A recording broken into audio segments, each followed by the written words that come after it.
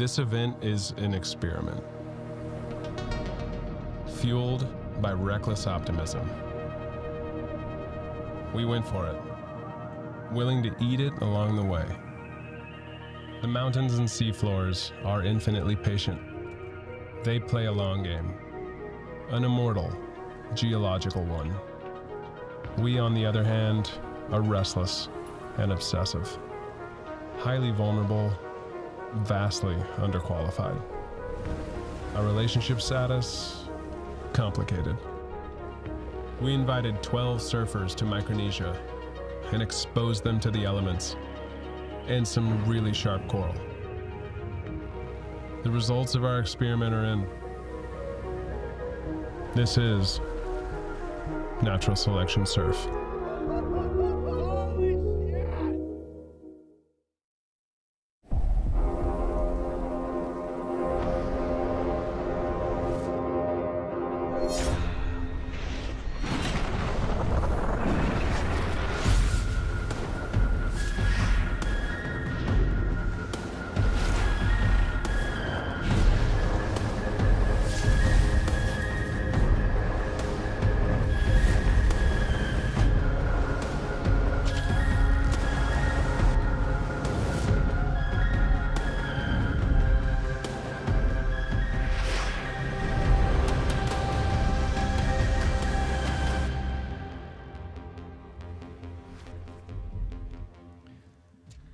Halfway between the Philippines and Hawaii, you'll find Micronesia, a remote collection of islands scattered across nearly 3,000 square miles of the Western Pacific. These tiny coral atolls account for less than 1,000 square miles of land, meaning Micronesia is more than 99.9% ocean. So what better place to play host to the inaugural natural selection surf event than this far-flung archipelago of untouched surf. Welcome to the Natural Selection Tour watch party. I'm joined by the great and the good of surfing. I think we'll start with the best looking and most decorated. Over on the far side there, 4-time world champion. If surfing was a monarchy, Lisa Anderson would be the Queen of Florida. Thank you for joining us, Lisa. Oh, thank you so much for that intro. And then next to her, we have a human son, Tanner Gadauskas. If you're in his orbit, then he's radiating positive energy. Yes, that's amazing. Hey, stoked to be here. Oh, and this man, one of the grandmasters of surfing. He shares his initials with Bruce Lee, and he's got a black belt in bullshit. It's Barton Lynch. Good to be here, Ed. Yes, You're Barton. not bad too. You'd be a black belt yourself, mate. I'm trying. Let's kick off with you. How excited are you about this? Like the froth level I've seen in you in the last couple of days as this builds up has been off the chart. Yeah, mate. Having been involved from the start of this, more or less, and been behind the scenes, structuring and helping to create something historic, and then being blacked out during the event, not being able to know anything, has been so difficult. And I'm just dying to get the heats underway and to see what happened. And it's a totally new format, Tanner, for surfing. Yeah, I mean, honestly, as a surf fan, I think we're all ready for it. We're ready to receive this new energy and put it on some waves of consequence with some radical surfers. Like, just like Barton was saying, we've all been blacked out, like getting these little teases. So today's going to be so fun to get to watch it. Lisa, you've spent so much time competing. How much would you have liked to have had a format like this when you're in your prime? I'll tell you, I would have absolutely loved to have this format. I think this is a dream for a surfer like me that really hated competing. So I would have loved to have an event like this where it was just all about the freedom to surf as you will. Yeah. Okay, well, we're going to get into the surfing very, very quickly. But first, if you're new to the universe of natural selection, then this whole competition started in the snowboarding. The idea being Travis Rice got behind it and said, I want Mother Nature as the main character. I want the best athletes in the best location, in the best conditions. And this year, we're seeing a 4-sport expansion. So it started with the surfing in Micronesia about a month ago now. Then it was the mountain biking in New Zealand last weekend. Then we've got the snowboarding from Revelstoke in British Columbia, and we finish with the skiing from Alaska in April. But just so you know, total openness, total clarity, we've got watch parties happening around the world at the moment, but we are watching this for the very first time. As Barton said, it's been a blackout on all of the action. So we're sat in the studio in Santa Monica. We're going to see the action for the very first time here. So, Barton, you've been on site. You've seen Micronesia up close and personal. What's it like as a location? Well, we're 6,000 miles from there. It was an amazing trip to go down there with Travis and build the portal, see the environment. You feel completely remote. You're way away from everything. There's no other people there. There's absolutely no other surfers. And it is one of the most beautiful places in the world. The water quality, the wave quality, everything about the place is an absolute paradise. Okay, you've sold it hard. Let's take a closer look at it now.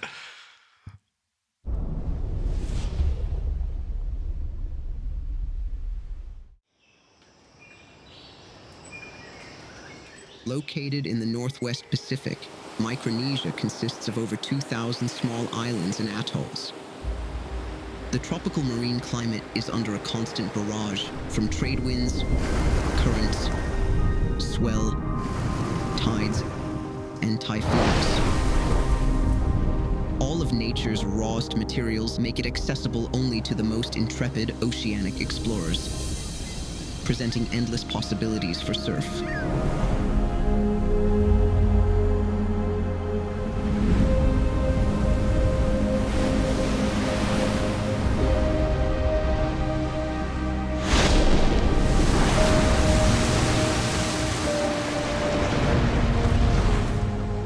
Surfers find themselves dropped here and placed under the watchful eye of surf exploration legend Martin Daly and his Indies trader fleet. The surfers' home base for the event is the Indies Surveyor, a 75-foot exploration boat constructed of marine-grade aluminum alloy. The vessel has a raked bow, transom stern, full keel, and stabilizers fitted with 13 berths. It has a range of 3,000 nautical miles. It is Mad Max certified for surf exploration. Micronesia provides the perfect canvas for the inaugural natural selection surf event.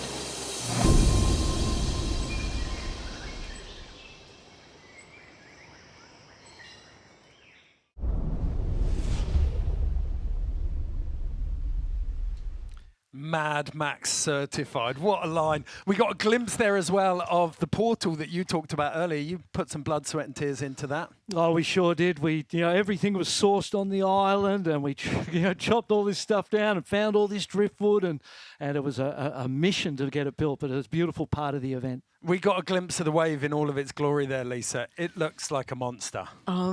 Let's talk about the watercolor for a second. I mean, I've never seen a blue that color, not even in a crayon box. Like, that is just an amazing, beautiful place that I would love to visit someday. And, I mean, it's no joke how remote it is. Absolutely. I mean, even like seeing that wave as it's coming across the reef, that's an absolute no-fall zone, but you're not even taking into account the raw elements of being so far out there, so exposed to Mother Nature. So let's see some more of that. I don't know, it got my blood pumping. Okay, Barton, we talked about the surfers, and like you've been in this from the very beginning.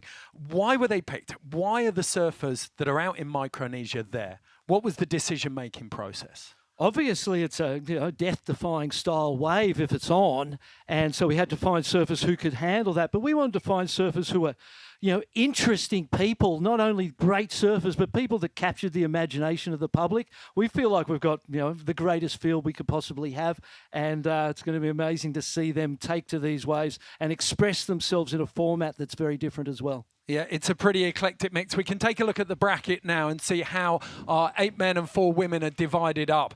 And this is quite interesting. I'm going to ask you each to pick one favourite, a standout for you from this. Let's start with you, Lisa. I'm going to go for the boy from Mexico, Al. I'm going to go California kid, Eithan Osborne, all day long. And the one representing the Bundjalung people of Australia, Soli Bailey, that's my pick. Okay, you can take a look at this bracket as well, and you can see it's all about winning here. If you win that round 1, session 1, or round 1, session 2, then you go straight through to the semis. Same from round 2. You need to get that winning spot, and you will advance. Let's meet the surfers now, though, in a little more detail.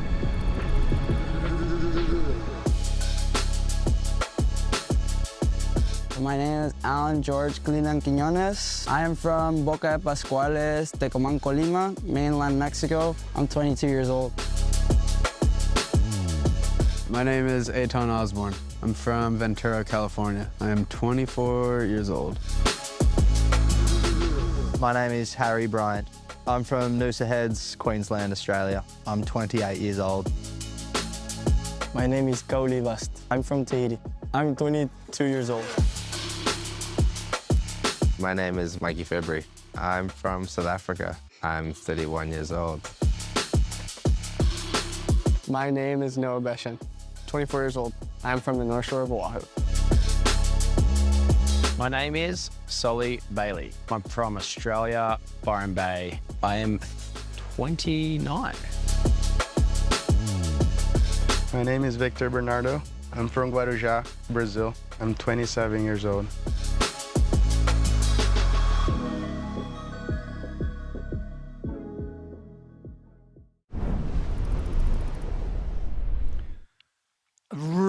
Really eclectic mix of surfers. Why did you pick Al Jr.? I mean, I've been watching him compete the last few events, and he stood out to me so much. Just like not only his personality, but also just that charge factor in him. The fact that he's just like this never say die type of attitude, and I love that. He wears that Charger label on his sleeve, doesn't he? Especially Absolutely. after the Pipe Pro. What about Eithan? Well, I mean, every person in the field is going to be amazing. But for me, Eithan is kind of a personal pick. I've seen him grow up. He's been pushing the level the last couple of years. He's a free radical spirit. And you don't really ever know what you're going to get with Eithan, but you know it's going to be like on edge. So I'm excited to see him put it on the line. Watching Skinny Meathead, he came across to me like a human bar fight. It's just like raw aggression and energy. What about you, Barton? Oh, well, Soli Bailey I took to Hawaii for his very first trip when he was 13 years old, and we had some older kids on that trip, and every time we go for a surf session, he'd look at the older kids and go, "You better be on your game today, mate, I'm going to smash you." And I always knew that he's a competitor at heart, but now in a free surfing mold as well, and this format is going to suit him, and he's going to be able to calculate his way through heats because he's a smart competitor as well. I think that's still going to come into things. Already there, we've hit on one of the main themes. I think we've got those competitors who come from wearing a bib, have done their time on the tour or the QS, and then we've got those free surfers. So it'll be interesting to see how that plays out. Let's take a look now at the women's bracket, where we can see our 4 women going toe-to-toe. So just 3 rounds here because we start with 4. Who stands out to each of you, Lisa? I'm really excited to see Santos.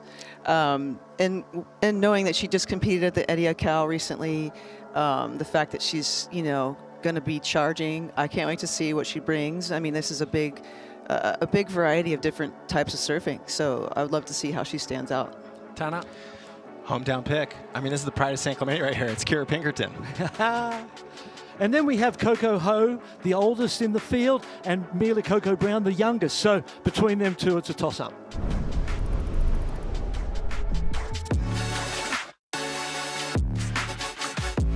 My name is Anita Santos. I'm 23. I'm from Rio de Janeiro, Brazil. Hi, my name is Coco Ho. I'm 33 years old from the North Shore of Oahu, Hawaii. My name is Kirra Pinkerton. I'm 22 years old. I'm from San Clemente, California. Hi, I'm Milla Coco Brown. I'm 17 years old from the Northern Beaches, Sydney.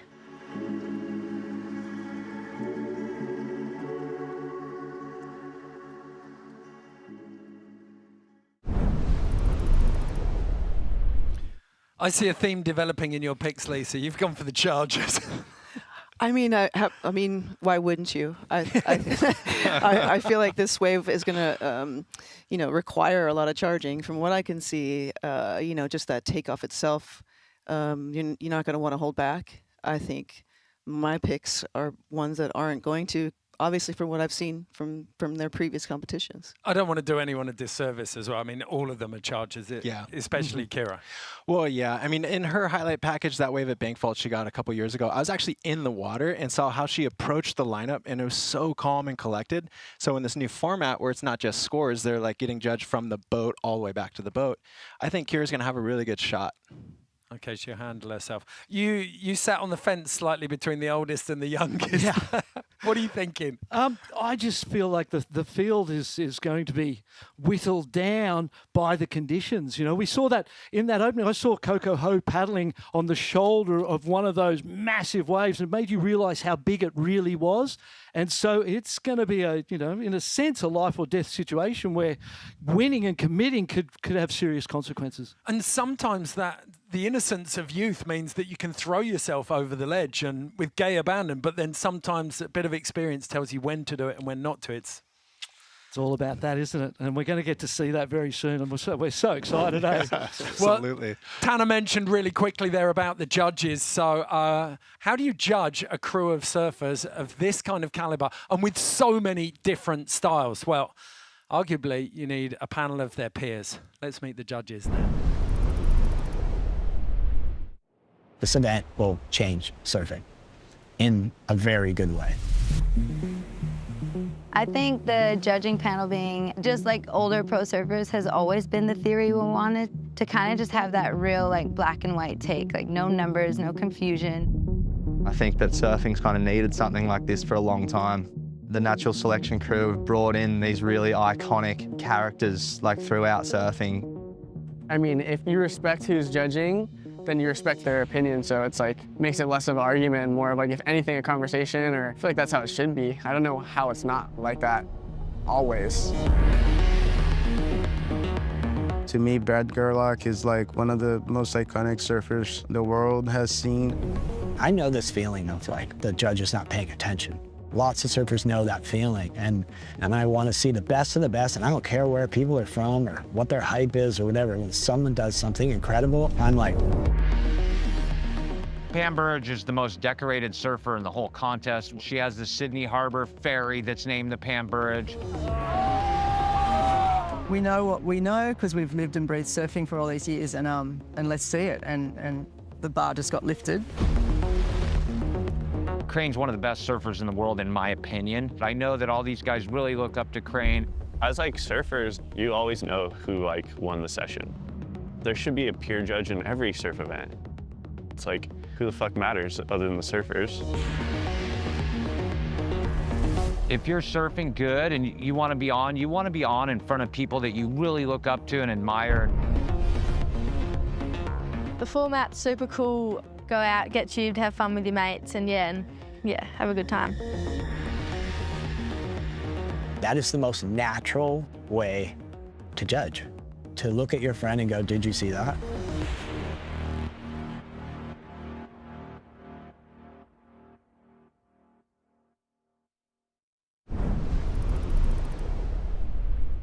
That was no joke. There's shots fired in that little clip on there. Brad Gerlach, never short of an opinion, Barton. Great judge, surely. Yeah, he's been, you know, a long-time professional surfer, a long-time coach. He's very technical. He understands technique and style better than most, so he'll be picking things apart and be a great head judge to lead the panel. And how important is it to have a peer judge in someone like Ian Crane, Tanner? Oh, I mean, I think that's such a great maneuver and really something fresh. And to pick Ian Crane, I mean, you could literally have him in either one of those heats and it would be a great fit. He can do everything that these guys can. He loves waves of consequence. So that respect level from the competitors to Ian as a judge is going to be revolutionary. And then Pam Burridge on the end there. She was one of your adversaries, wasn't she? Absolutely, and I couldn't think of a better peer to judge any of these females, including myself. If I was in this heat, I would want Pam to be the judge. And she's just an inspiration, an iconic surfer. And, you know, she's holds her own. Okay, we heard Coco Ho mention it really quickly in that piece there. There aren't going to be any scores. It's a totally revolutionary judging format. So the judges and the surfers have got to get used to this. It's called Credo. It started in the snowboard side of things, but these are the 5 criteria: creativity, risk, execution, difficulty, overall. They all have even weight. But the key thing is here, we're not going to see a wave score. I mean, that's pretty different. How will that change things, Lisa? I mean, just the fact that you're going to be completely free to do what you want without any stress. I mean, you're not thinking about a score in the back of your mind or what you need to get or how much it's going to take to win like that. I think it's more just going to be, you know, if you're out surfing, free surfing their friends at this break and you just want to out surf them. And it doesn't matter whether it's a single wave or 5 waves. It's the impression you make from the moment you jump off the boat to the moment you get back in. Oh, exactly. It's your intention in the lineup, what you want to see happen, and emotionally connecting to how you're going to do that. Okay, Barton, what do you make of it? Well, you know, surfing is an energetic performance, and the judges are connected to the energy, and that energy starts on the boat, the paddle out, the whole performance is something that'll catch the attention of the judges, and it needs to be intense, it needs to be sincere and come from the heart. While we've been discussing it, you've all mentioned it. It's that classic, you go out for a session with your mates and you all know who surf best. Yep. And that is what we're looking at here. Okay, it's a pretty classic format. We're going to get stuck into the action very, very shortly. We're going to take a quick break first, though.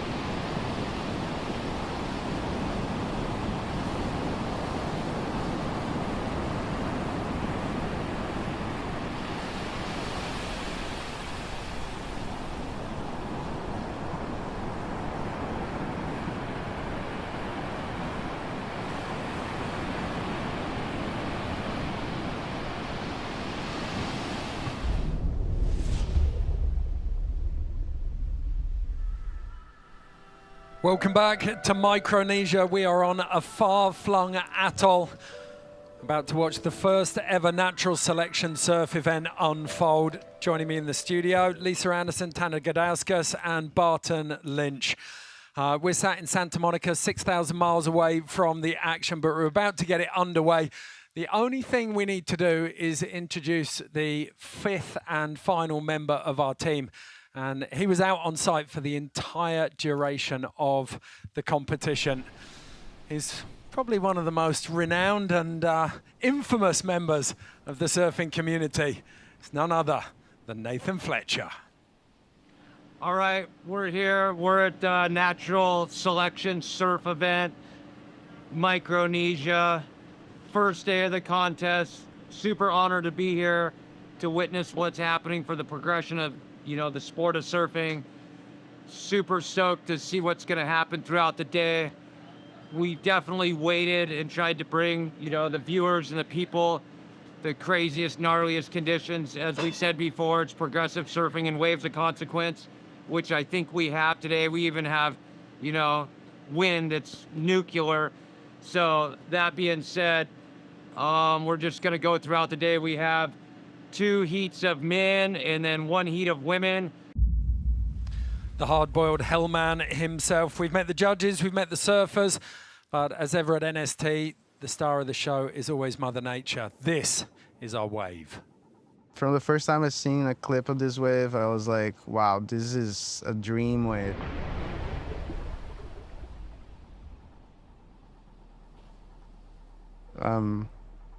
The wave is crazy. Fast. Sketchy. Just rad. Scary. Firing. So sick. Psycho. Never seen anything like it. It was a big fucking wave. Holy shit!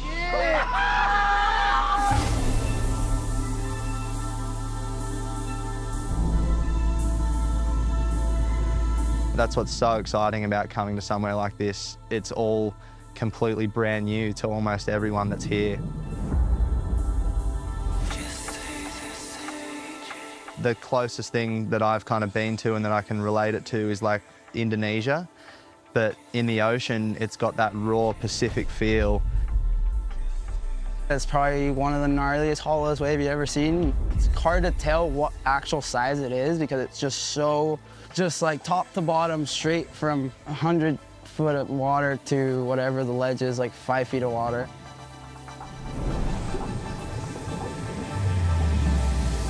You just see half the ocean coming at you.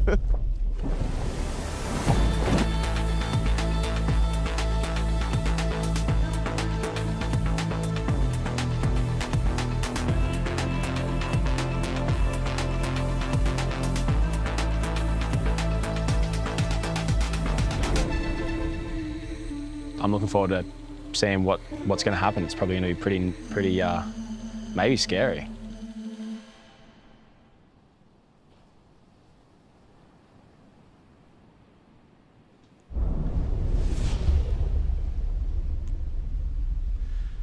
Milla Coco Brown looks like a Disney princess, mouth like a pirate. Who knew? But she accurately describes it with passion because it's a gnarly wave. There were gasps from you guys watching that. Like, it's the first time you've seen that wave. It's no joke, Lisa. No joke. I mean, towards the end, I was thinking that looks like a crazy day at Kirra, like, except over rock or reef, you know? Like, it just was just steamrolling and scary looking. Scary. Tanner, like, some of the names out there who are saying that this is an intimidating wave, they've surfed some of the heaviest water in the world in the last 12 months. I was just thinking that, like, you will very rarely hear Soli Bailey say it's going to get scary. Like, that man has a wild eyeball for waves of consequence. And all of them, yeah, they have the humility that they're looking at that setup and seeing that it's a severe pit bull of a slab that is going to have all of their attention. Talk us through the bathymetry and the geography, Barton, because you've seen the reef, haven't you? Yeah, I've seen the reef, and it's a beautiful reef. It doesn't wrap around. It just runs down along the coastline. And it's very shallow, comes out of super deep water. And traditionally, we would have judged a wave from the back.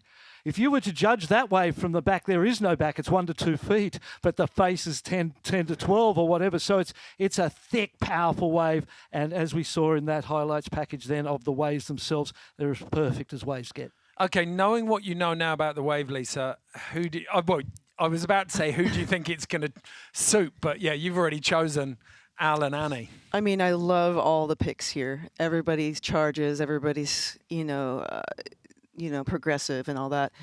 It'd be interesting to see what types of equipment they use out there. I know a lot of the guys like to mess around with twin fins and, Mikey and Coco in general, like, they're switching up their equipment. And it's doable because they're doing it, because those guys are amazing. I'd love to see if they, switch it up a little bit out there. Okay, let's take a look at those brackets again now. So you can see Eithan Osborne in there, your pick, Tanner, from the start. We've got Mikey February, Kauli Vaast, the Olympic medalist, and Noah Beschen. 4 very different surfers. The winner of this first, round 1, session 1, will go straight into the semi-finals on the right-hand side of the screen. The 3 remaining go into round 2, and that happens in both of those sessions. And, I mean, I think you said it earlier, Barton, really interesting regular versus goofy here. Yeah. Three goofies, 3 naturals, and 1 goofy in each of those heats, and the women's as well, which we'll see in a minute. So that's going to be interesting to see how the goofy footers go on their backhand on a wave of this barreling nature. Yeah, potentially the barrel's not too much of an issue if it opens up for turns. And then we've got the women's here. Much simpler. You've got 4 women, and the winner will go straight to the final. The other 3 battle it out for that second spot in the final. And we've said this already, but 4 very different styles in there, Lisa. Very different styles, different generations as well, but in a great mixture of, their approach to surfing. I know they all are extremely different, but all have the same amount of talent. Okay, we've got a little bit of tag team going on in the booth here. Lisa's going to tag out for the first one. It'll be Tanner, Barton and I in for the first session. And then we'll mix that up. You can see the weather there, 6 to 10 foot of surf, water and air temperature barely change. Let's throw it back over now to Nathan Fletcher, though. So what we're expecting to see today from these athletes is, like I said before, some of the craziest, gnarliest waves and surfing performance with their ability is going to be next level. And then also what we're expecting too is a 12:45 high tide, which means the wave's going to slow up and be a lot more rideable. Going into a low tide, I think at 5 something.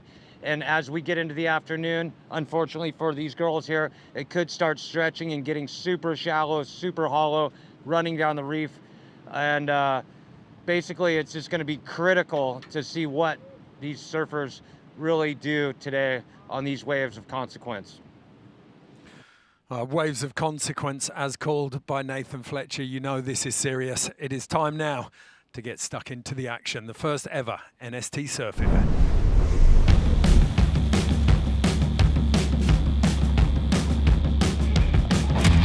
If I have to describe my style, I don't know. Speed, a little bit of power. I'm trying to get it better every time. You can't really force too much, you know. You get to be in a place, you get to surf a wave, and I guess you just got to do what the wave allows and try and, you know, enjoy them for whatever they have to offer. My approach to surfing, thoughtless. Just getting my adrenaline going and putting myself in a uncomfortable situation. I want it to be progressive, and I want to do things differently, use my own imagination instead of replicating other people.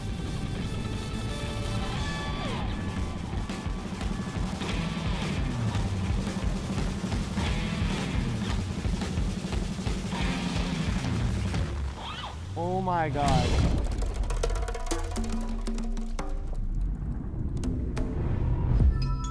Pretty excited. I was hoping that my name would be one of the few picked. Just hearing about like natural selection, being in surfing, just feeling something like fresh and exciting, I'm gonna do it for sure. Every single opportunity that show up, I'll take it, and yeah, I'm happy to be here now. You just have to have fun, find the rhythm with the ocean. I'm just gonna try to take off as deep and as late as possible and try to make it exciting. It's on shallow reef, it's dangerous. Getting hurt scares me. Be out there, be patient, and just try and give as much as I can and see what happens. Get the good vibe with everyone, and then yeah, just take the best wave of your life. What else can we ask if we have good waves?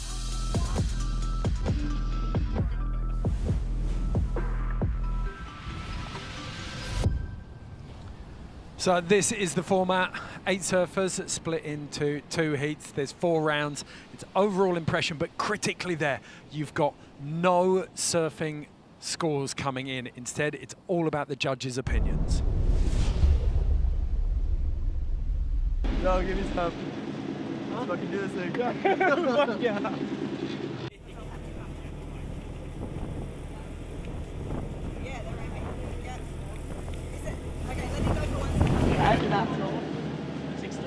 How you feeling?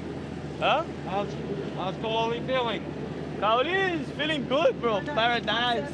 Looking good. I have the helmet on, just send. How you feeling, Noah? I'm psyched. Feel good? Ready? I feel good. I feel tight in this thing. Fucking yeah. Looks like you need to wear that thing out at night. I know, that'd be psyched. Oh, we jumping here?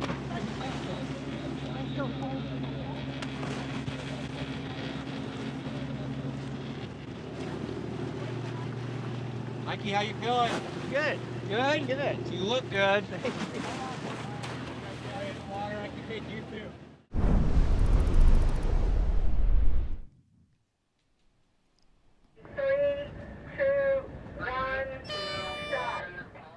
We are up and running. An Olympic gold medalist, a spontaneous jazz musician of a surfer. We've got a bar fight, and then Noah Beschen, arguably one of the most versatile surfers in the world. And look at this set piling in. Oh my gosh. Look at the way it draws off the reef. Such a perfect. Oh! Where is the entry on that? Oh, Barton! Well, you can see everyone trying to find position at this early stage, missing that opportunity there. They're so spread out. Yeah, it's a long wave. Goes for hundreds of meters. Oh my God. Here we go, Noah Beschen, up and riding. Somebody's up. Picks a high line through this one, Tanner. Wow, what a historical ride right here. Oh my goodness. Wow. Well, that's more than getting your feet in the wax, I'd say. Yeah. That was psycho. Full goosebumps. That was nuts. Let's see the replay on that. Beschen. Back that section there, stands tall, has to stall for the second. There was a little bit of, a cautious approach to that one to make sure he got a completion. Obviously, no one's ever competed or surfed in a heat here ever before. That's the first wave ever ridden. Yeah, that's what, I mean, in a natural selection surf event here, this is the first ever ride going to Noah Beschen, and he's standing tall in a beautiful blue cavern. Well positioned, such great style, so capable on the face and in the air, and that was a great opening ride. Low tide at the moment, that's draining off, and it's actually below sea level, isn't it? So the lander angles I know aren't an option in some of these early heats. You can see Kauli there, that Rebel helmet just poking up. Oh, here we go, you guys. Here's Eithan Osborne. It's your boy. What do you think, Barton? Comes around the section. Look at the whitewater chandeliering. Makes that first section. That was amazing. Sections out, so a shorter ride, maybe not as critical as Noah Beschen's opening ride. You know, you guys, I have to say we're seeing a lot of wind on the face. This looks like a heavy metal slab here that's affected by that wind. Barton, is this happening all the time? Yeah, it's quite windy there as we see the replay. And pulls into that section, did really well to make that. Could have easily got clipped by that chandeliering lip and whitewater out of the top, but it does. It's the type of wave. You can see the wind pushing down the coast. As the wave goes further down the line, it cleans up. It starts to bend ever so slightly and get cleaner in the wind the further down you are. Look at the distance between the surfers. Right, Mikey February on the outside, one of the deepest here. Got a bit of time to start working this now. Short little cover-up section, and whitewatery on the face, decides to get out. Feels like Noah Beschen might have the opening advantage. But already you're starting to see the differences in approaches. You know, I would be curious if Mikey's on a twin fin or a thruster here, and it just his line, you know, he's turning, he's trying for barrels as well. Like, we're going to see a lot of different things today. I think he's on a version of the Channel Islands 2 Happy that he's been working on with Britt Merrick. So I don't know if it's thruster or quad, but I don't. Look at the wind, 25 knots, they called it, and it is, I think Nathan Fletcher referred to it as nuclear. This wave looks nuclear. So it's a 60-minute session. All we're cutting out here is the gap between the sets. Eithan Osborne back up and riding. This one's lining up. Driving from deep. Oh! Catches the edge. Was never going to make that one, maybe. Barton, you know what I wanted to say? You could tell when Eithan was paddling into the wave, the way that the wind sweeps from the back of it, as you're paddling to get a takeoff, you're basically going over moguls, which can be either a very steep drop or something quite mellow. And you can get an advantage of it chipping you in and giving you speed, or you can get stuck up on it or behind it and slowing down off the takeoff. Pumping. Yeah, building so much speed there. And you can see it walling. We saw it in the end. It closes out on him. And that's why he was driving it early, because he knew there was so much walling. That one ends up in the lip. Lucky sort of flicked that board out, didn't get into the lip and get sucked over with it. I mean, on his highlight reel, he said he was going to go as deep as he could and go on anything he could. So he's on the credo. I love that thoughtless surf. Yeah, that was a great quote, wasn't it? Look at the size of that one. Mindless surf violence from Eithan Osborne. Back again. The wave count stacking for him. Stalling, nice section here. Another, not deep in the tube. This is going to be interesting, because while everybody is going to get barrels, the length and the difficulty in those barrels is going to count, but also the maneuvers after it are going to be that cream on top. But Barton, to your point earlier, you were talking about, you know, connecting to the emotion of the surfer. We, as a viewer and a commentator, we can already see that Eithan's hungry, right? Like he's all over this lineup. He's trying to ride every single wave that he can, and it's hard not to feel like he's in some form of a lead. There's a sense of urgency and purpose, isn't there? And that's where, you know, this format and the judging comes into play, because it's the overall impression. So at the moment, Eithan's got 3 rides, as we see the replay again, that are all pretty good, but maybe the best single ride goes to Beschen. So there's this calculation in the judge's mind as to what is the most difficult and will be the most rewarded. It's quite tight between those two at the moment. Fascinating, because Noah was first up. It's hard to find that scale, isn't it? But the longer we go on, the more impressive that looks. Oh boy. Mikey February No! and Beschen. Wow. Noah looking very tidy though. Lovely little cut back on the end there. And again, there was no impediment to the potential of the inside surfer's ride. His ride was completed when the other surfer took off.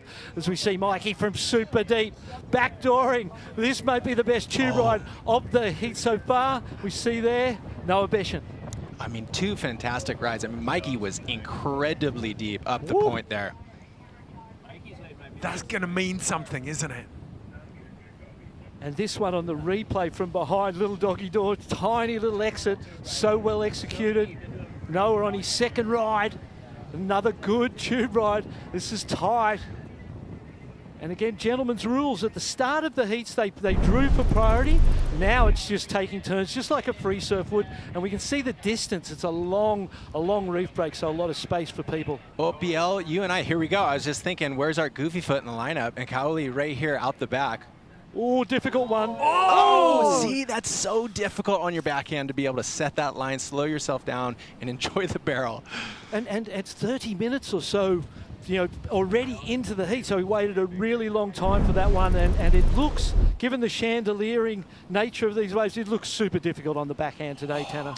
But look, this is Kauli Vaast. Like, this guy's at the top of the game. He's familiar in heavy water. This would kind of feel pseudo like home coming from Tahiti. He'll make it happen. And he's got that mad contest confidence at the moment. Everything he's touching turning to gold. Oh, doubling up on the outside here, paddling. Mikey back in. Oh, so Mikey's starting to get a little bit of rhythm here after that nice barrel. He kind of opens up on a, wow, great turn. Look at that. Oh. Little incomplete and a bit messy at the end of that one. I wonder if that's got to be categories. If you're thinking, am I pulling in? Am I doing turns? Like, is it an advantage? Or is that sometimes a little bit confusing to you as you take off on these waves? And again, you've got to be so in yourself. You can't be thinking about what the judges want to see. This is a different type of event, isn't it? And you don't really know what they're going to love or like. You know they're going to love good surfing as Mikey goes straight down onto the reef. It was almost like he changed his mind mid-turn, wasn't he? Tried to get back up on his toes. Couple of big sets rolling through. Catching everyone inside. Yeah, Kauli along. Oh, Kauli's in there, yes! Nice. Drops down, snaps out of the top, beautiful backhand turn. Needs a tube ride to match the natural footers, doesn't get it on that one. So BL, give us a little insight here on this lineup. Like, what would the difference of these rides that we're seeing be ridden on the inside versus where Mikey was taking off on that barrel way out the back? I think, you know, from an energetic point of view, the deeper someone is on the lineup, the more you would feel good about it as a judge. You're like, they're deep, they're charging, just like this one. Woo-hoo! Oh, is this Mikey? Yeah, again. Mikey's all over it today. Zero fear factor as he's mixing up. Nice barrel comes out, sets it up again. So twice as nice. This is what? Okay, let's put ourselves in the judge's position. Who have you got on your scorecard at the moment? I mean, for me, Mikey Febs, after that last wave, you can't really argue the fact that he's all over the lineup. Yeah. And there's a beautiful mixture of tube rides. The previous tube ride was super deep, super technical. This one was really nice, but then the turns as well. So he's mixed it up and shown our judges a bit of everything. There's that beautiful style that we're so used to seeing from Mikey February. I wondered whether in these sorts of waves he would have enough grunt in the surfing and the personality to match it. He's showing that he does. Well, you've heard him say a couple of times through, I think it was in Changing Tempo, he just said, you know, I am competitive. I've been there. I know how to wear a bib, and it's showing now. He's taken the judge's assignment, and he's understood it. He's going deeper than anyone else, and he's finding those waves. Look at the wind factor that's playing in Oh. here. Eithan, that must feel like he's paddling in a piahi. Yeah, and that's he's lost incredible. his rhythm. He had the early rhythm, didn't he? And now it's kind of fallen apart a bit. And Mikey was slow out of the start, built his rhythm, so super interesting. When you've got an hour, all sorts of things can happen. Oh, look at this! Oh my goodness, there's no entry there where Eithan is. Noah! Go! Oh, Barton, how difficult is that? How did he hold on there? Go! Oh! Crazy inside. Jumped at the exact right time, early enough. That was a Leviathan out of the deep. Wow. Absolute monster there. Eithan Oh deep. my goodness. Go! No! Go! Is he making He's still there? Wow! Unbelievable. Wow. Let's see what the judges think. I don't know if he made it. It looked like these guys think he did. But that thing was crazy. Yeah, he might have doggy-doored it. I don't know. He 100% made it, judges. Noah's might have been a little heavier off the takeoff, but So this is back to Noah's wave. That two-wave succession. Well, the second section looked makeable for a while, but then that bit fell and you went, no. He got out at the right time. Barton, as you go to the land angle, it really shows the tooth on this inside section as they pull in. You can see it getting look at that. Oh, that was incredible. Look at the size of it too. It's below sea level. He was so deep. I can't believe he made it. That takes him into the lead, does it not, Tanner? Oh, 100%. I mean, Eithan here is... Best wave of my life! Holy fuck! Did Eithan make that last wave? Yeah. Thank you. He made that thing.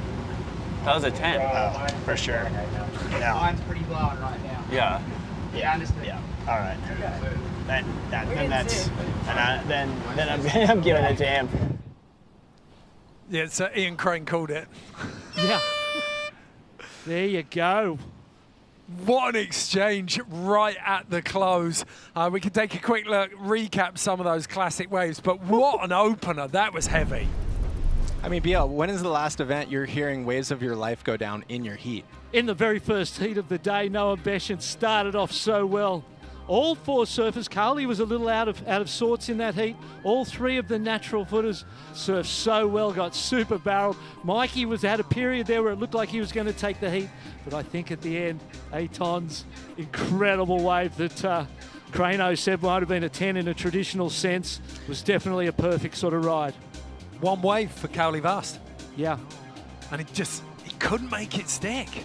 If it was clean and simple, sure on the backhand, but as a goofy footer in those conditions, they are tough conditions to be riding the tube backhand. It's so unforgiving. But honestly, the commitment level from every surfer here was at the top level. Okay, this is a tough call though, and we can get in before the judges. Is it Eithan or Mikey? That's what it feels like. I mean, you knew I had Eithan as my pick from the very beginning. Eithan. Okay, let's see if you're right, boys. You want to hit it, Kirra? We collectively think Eithan won. Really close between him and Noah, but Eithan's last wave sealed it.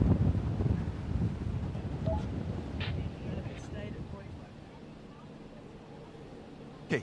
And maybe Mikey's tubes were a little conservative, not quite as challenging, a little slopier on the face, those waves. Okay, so Eithan Osborne will advance straight to the semi-finals. Let's see what the surfers made of it, though. I think that was like the best wave of my life. We got a best wave of a life coming in. I think so.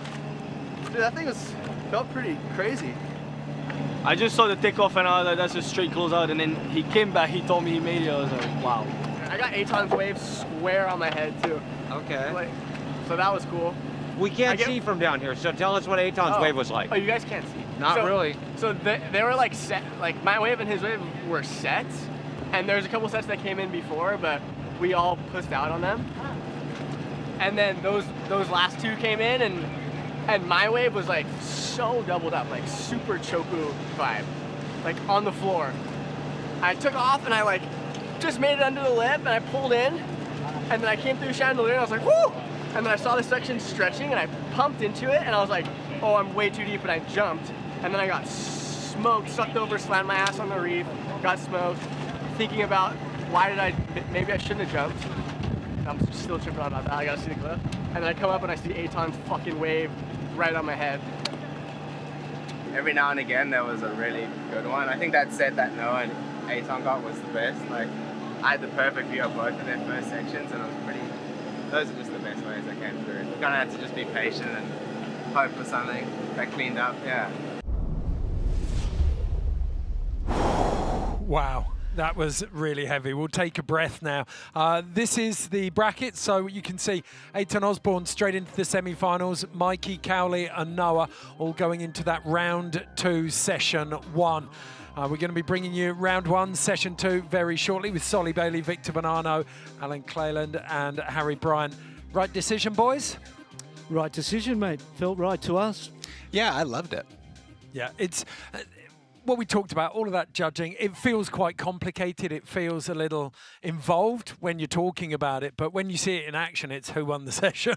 Yeah, and you get a feel for it as surfers. You know how it happens in a free surf, and that's basically what they're doing here. Yeah, and it was interesting because we were thinking Mikey Febs. However, those guys had a big emphasis on the size of the set waves, and Noah getting the first one before Eithan, you know, we kind of didn't take that into consideration. That was a heavy metal wave, and so the judges must have been affected by that and said, hey, he committed on that ride, whether he made it or not. Yeah. And potentially it's a barrel wave. They're rewarding the barrels at this stage. Absolutely. Oh, well, and it's all, when you look at it, the turns are kind of whatever in contrast to those throaty heaving big sets on the reef. As we heard Noah Beschen say, it's exactly like Chopo, but 4 times longer and going the other way. That is, I mean, when you hear it like that, and just watching Noah there as well, like he was so high on adrenaline, you get, it's seeping through the screen at you, isn't it? Yeah, couple things.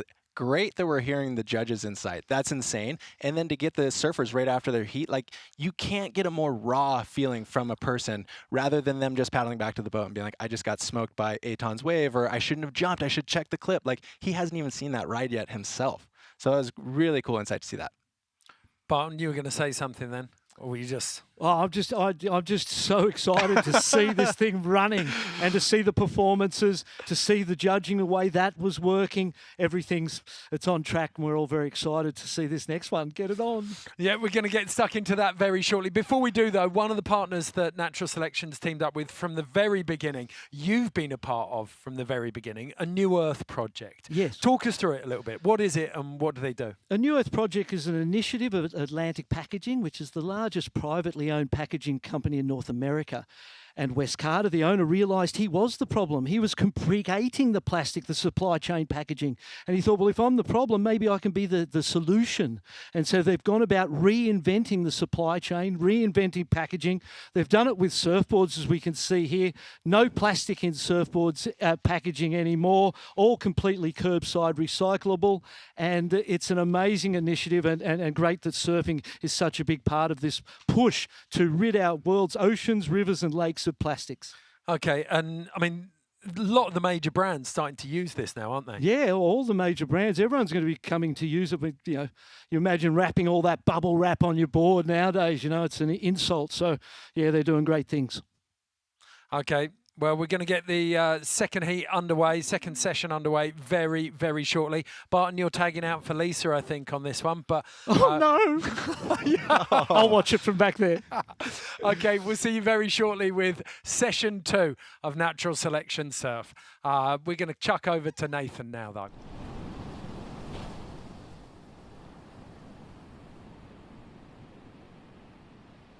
This 6 to 10 foot.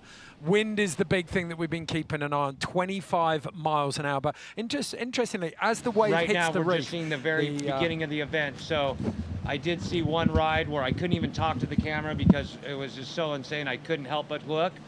And I hope it keeps you people on the edge of your seat, just like I've already been on the edge of my seat. And what the day will bring is definitely something that I can't wait to see. Nathan, let's go and find out a little more now about our surfers in session 2. How would you describe your style? I don't know. Like a cat on acid. I've always put my heart on my sleeve. I've always put my flag on my chest. I've always done everything to show everybody that, you know, Mexico does have the talent. I'm definitely not a competitive surfer by any means. I'm not a cookie cutter, straight, 3 to the beach surfer. I'm pretty raw and sporadic.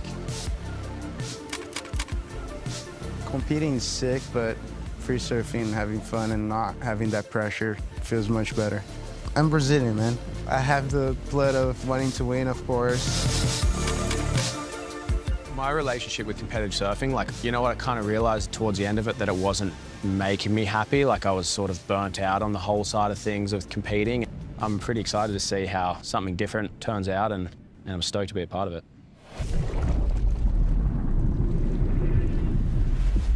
Natural selection, when I heard they were basically moving into surf, my ears were pricked up straight away.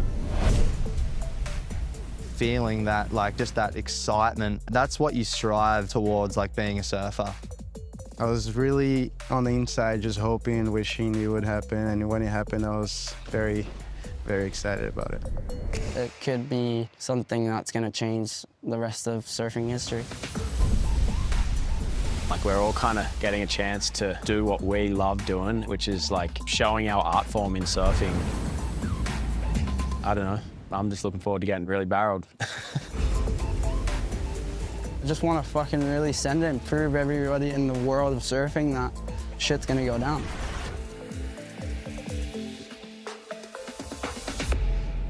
Okay, if you're just joining us, this is the format. 8 surfers. They're in 2 sessions across 4 rounds.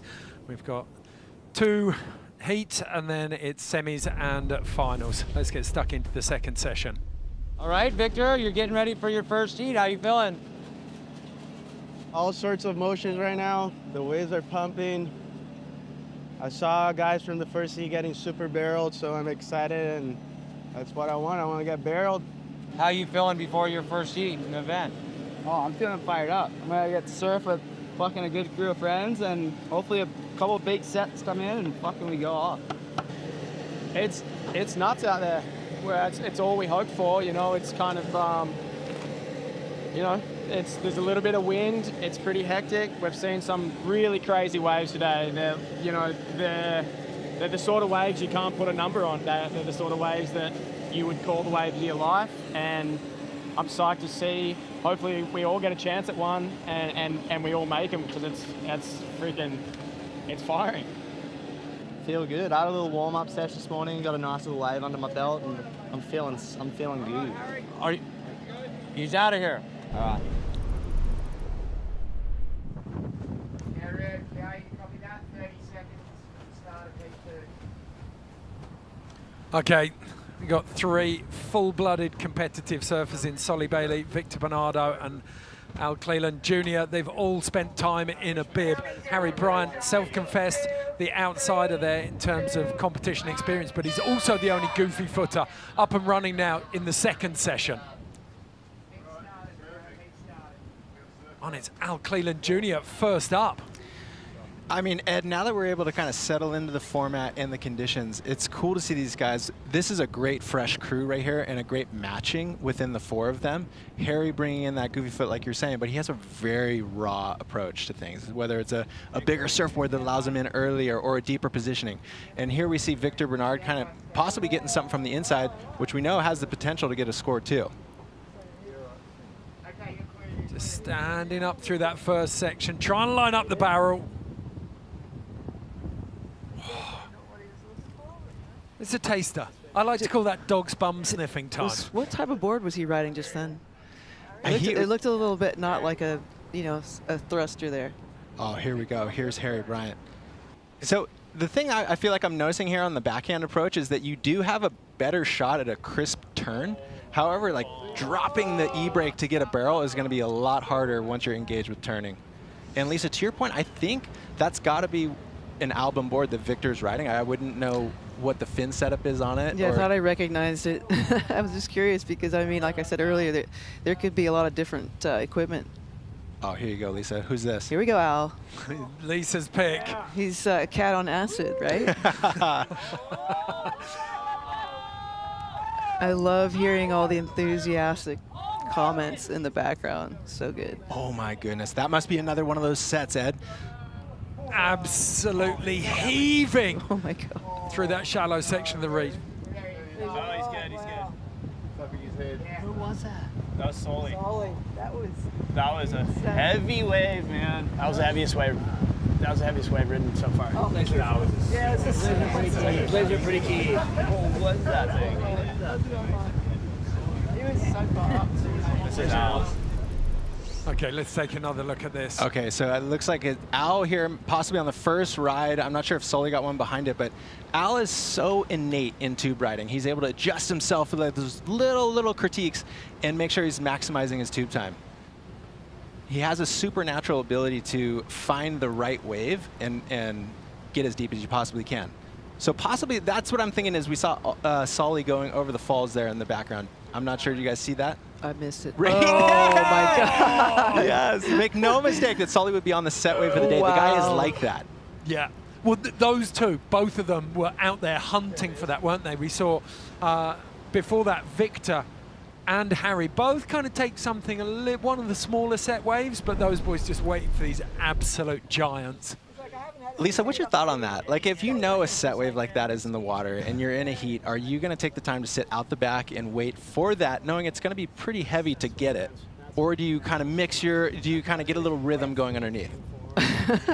I'm just thinking, is this third party? Because I don't know if I would be out there choosing the biggest wave looking at these conditions, but in this situation, yes, you definitely want to let someone just go to get, to establish the heat. I think I would definitely be like on the second or third. Soli Bailey is furthest. Oh, what a nice little inside pocket right there. Look at it. As it goes to the inside, you can tell it gets cleaner and cleaner. Yeah, it's interesting, Lisa, because I think to your point, like, these waves on the set are challenging for every single surfer in the world, and to know that you're going to have the priority, you're going to have the lineup, it's coming to you, do you really want it? Yeah. You got to be like, oh, that's a very honest approach.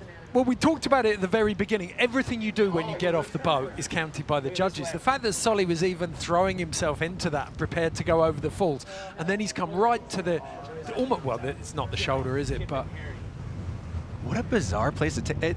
The wave almost looks like a rip current out the back because there's so much wind across it. Harry doing a great job. Hey, again, that's going to be the curse of the good foot today. It's just so raw that all of those micro adjustments you're going to have to do in the barrel are going to be really hard. I want to see him just pull a hand plane out the back of his shorts. Okay, let's take a look at the replay on Harry's wave. Gets that. Yeah, so you can see as he pops over that foam ball, he's looking to reset and maybe slow down for this next section, and his front foot must have just slipped right off of the board, and there's nothing you can really do there. You're so low already that you're just going to slide right off. He gets fully frog squashed, doesn't he? Oh. It wasn't for a lack of commitment, though. Okay, few waves on the board. Feels like Soli Bailey, definitely at the moment. Maybe. Yeah, like Lisa, what's your gut feeling on this heat as it's transpiring? Who do you think would be leading? I think it's the man we're watching now. I think for sure, and I think it's like the way you read a wave, like that just is going to stand out a lot too, because that's one of the hardest things to do is to choose a wave. Like, which one do I go on? And these guys are all in the same boat as far as not surfing here before, so it makes it pretty fair. Soli, Harry, Victor. Soli feels like he's the busiest at this stage, up and riding again.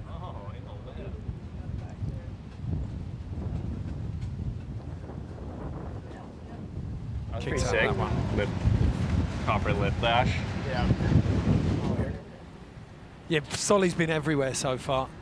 He's taken off one of the deepest, and then he's got that lovely little runner from the outside. You know, if you look back on the year Soli's had, he really puts himself in conditions that would be akin to this. You know, he's a heavy water specialist, and he loves a good right-hand point break that's barreling. So I bet he would be enjoying himself, you know, making the most of it. Okay, closer look at VB's board. Yeah, it looks like something progressive, but smooth, so smooth. Okay, Harry Bryant right out the back. Oh, yeah. I mean, Harry's definitely going to put it into some critical spots. Again, Harry, no slouch when it comes to waves that are going to kill you, basically. I mean, he loves it. He kind of revels in it. And, man, he's looking good. He's looking spicy on the backside turns. Tagged it. Decent ride. Super difficult with those chops and bumps. And It's, you know what it's going to be like out there. You're like, how in the heck are you going to like hold a rail through those chops? I mean, we were talking about it earlier too, like, to your point, as you take off, it's got to be really disorienting to not know what the wave's gonna do, because the wind, as it rips through the wave, as it's going down the reef, it changes the personality. So it might look good and then change to a closeout. It might look like a closeout, like Eithan was saying, and then it opens it up. So, I mean, I think that would allow for those waves of your life. So, really quick exchange here. VB straight to Soli Bailey.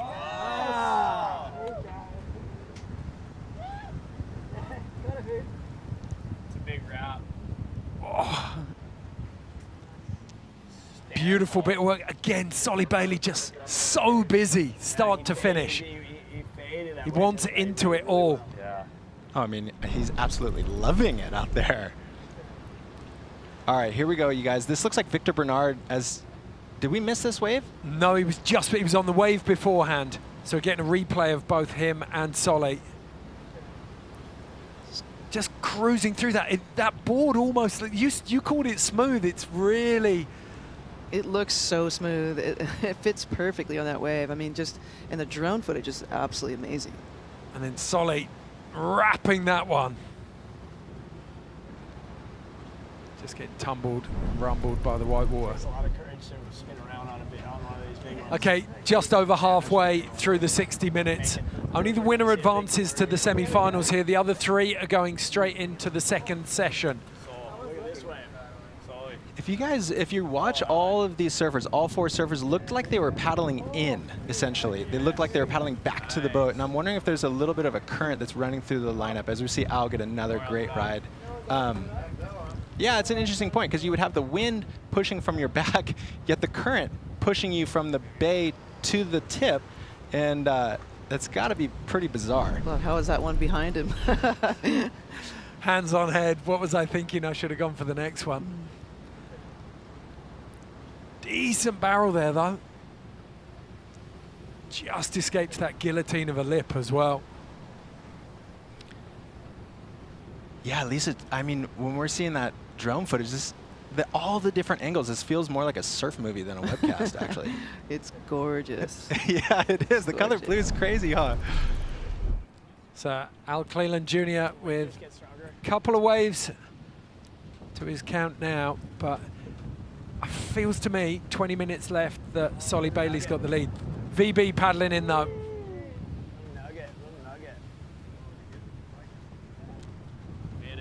Oh, there we go. You know, Victor, to me, when we were looking at the list of surfers before this event, I was most excited to see how he would approach it. We know we've been talking about his album Surfboards. He definitely is open-minded to a different approach, and when you throw that onto Waves of Consequence, it can be a really good thing. And it looks like he's finding his feet, right? It's so exciting watching him surf for me, because I mean, it's refreshing to learn a lot more for me to watch this event, and I'm learning and taking notes as I'm watching the surfing. Yeah, if you're wondering what you're watching, this is a 60-minute heat, but VB up and riding. All we're chopping out of this, all that we haven't seen are the gaps between the sets, and they are between 15 and 20 minutes.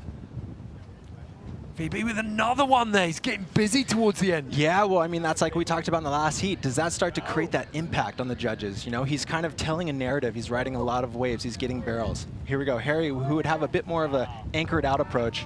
Oh, what a nice line there. Measured that perfectly. My goodness, as that wave just rifles down the reef. And that was a meteor wave too. That thing had teeth.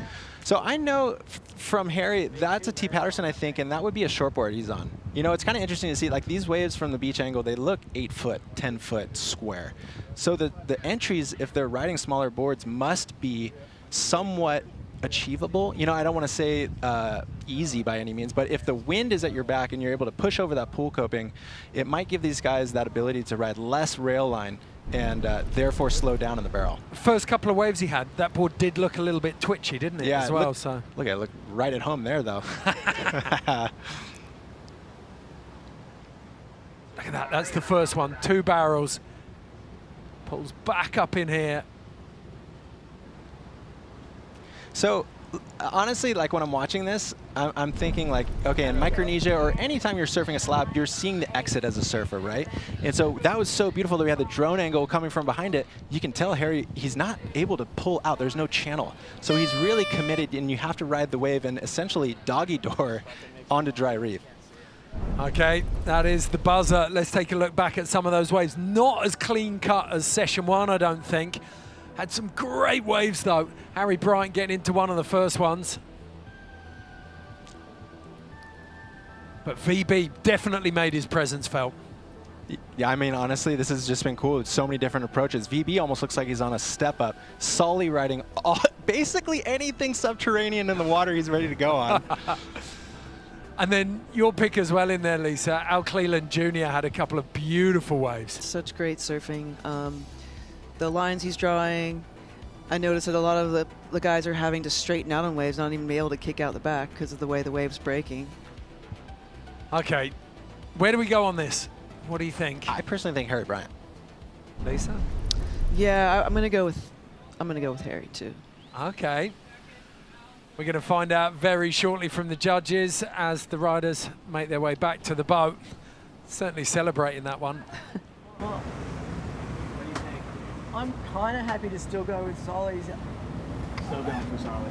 Well, because he also had that one that was like that big one section where he backdoored it and then stood tall and then busted through the crazy chandelier.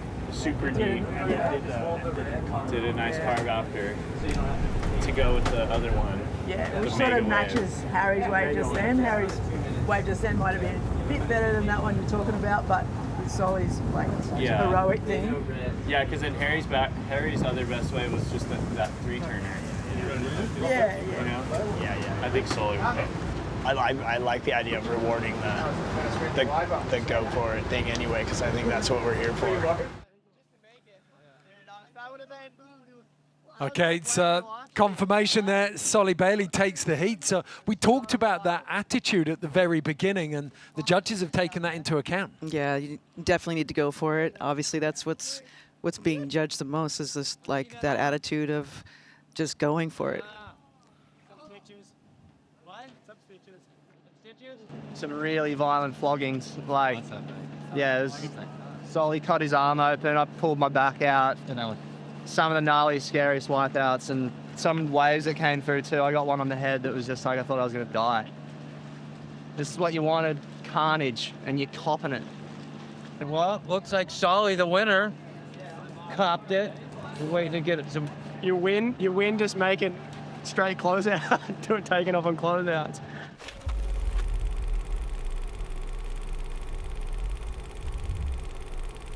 It's fucking scary out there. It is. It's dead set, drawing off the reef like Chopes and running like Kirra. So I'm stoked to be here. I'm stoked to have had a session with all my mates and everyone's not injured or you know, whatever. How exciting. Well, good show. Cleland Jr. The verdict is the waves are pumping. The wind seemed like it just got better. And I don't know, it's fucking set to be a good rest of the day. Well, I had the craziest vision of Soli airdropping and pulling into the biggest bit, and I didn't see how he felt, but he said it was like one of the gnarliest. If he made that, it would have been one of the gnarliest waves of his life, so that says it all right there. It's insane out there. I obviously didn't catch any of the big ones. I was kind of just trying to find pace and get my feet on the wax and I don't know, get some waves, but yeah, I didn't see it like a way into those ones. I was like, wow, this is crazy. Sideways, wind was super on it. And then I found a couple ones on the inside, which I was stoked on, so that was it. Well, Soli Bailey took the win. He also paid the heaviest price. You can see here, a bit of work in the medical tent. Looks like he's going to get some stitches on that left arm. I just got chills. That wipeout, right, was the one we saw? Yep. Ooh. Yeah, and what a testament to these guys. They're so exposed to the raw elements, but you know, you do want to put it on the line when you're friend. It's like a, you know, that's in the credo as well. You want to prove it to your peers that you're ready to go and beyond the most heavy, gnarly wave.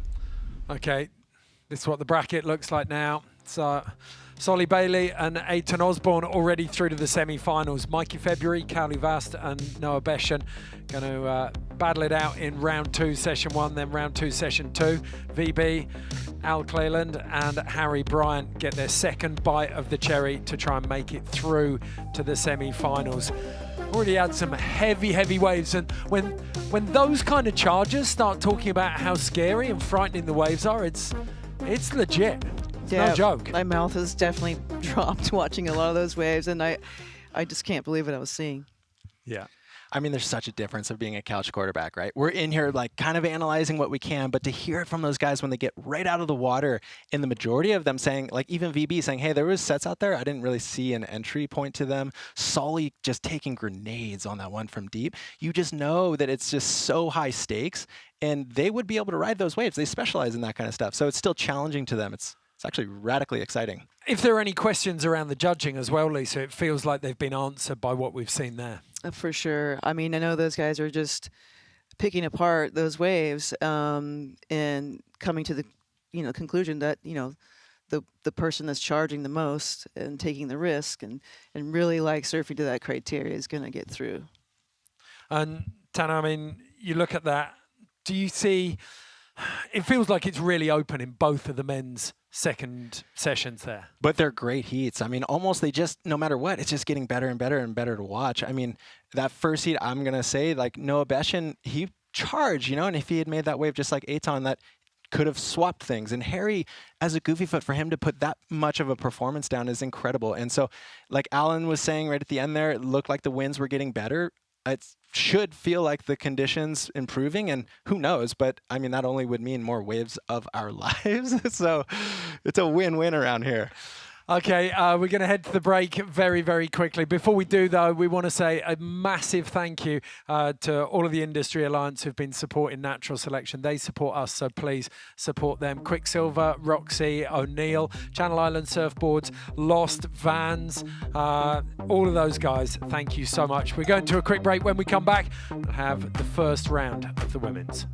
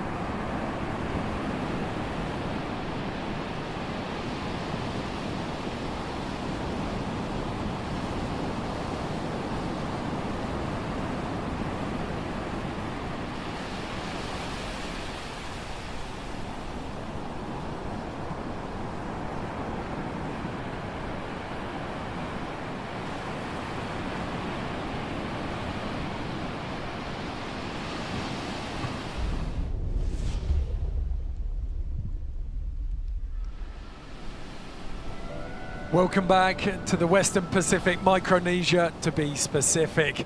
This tiny coral atoll was home to Martin Daly and 12 of the world's best surfers for just over, I think it was 2.5, 3 weeks, was it?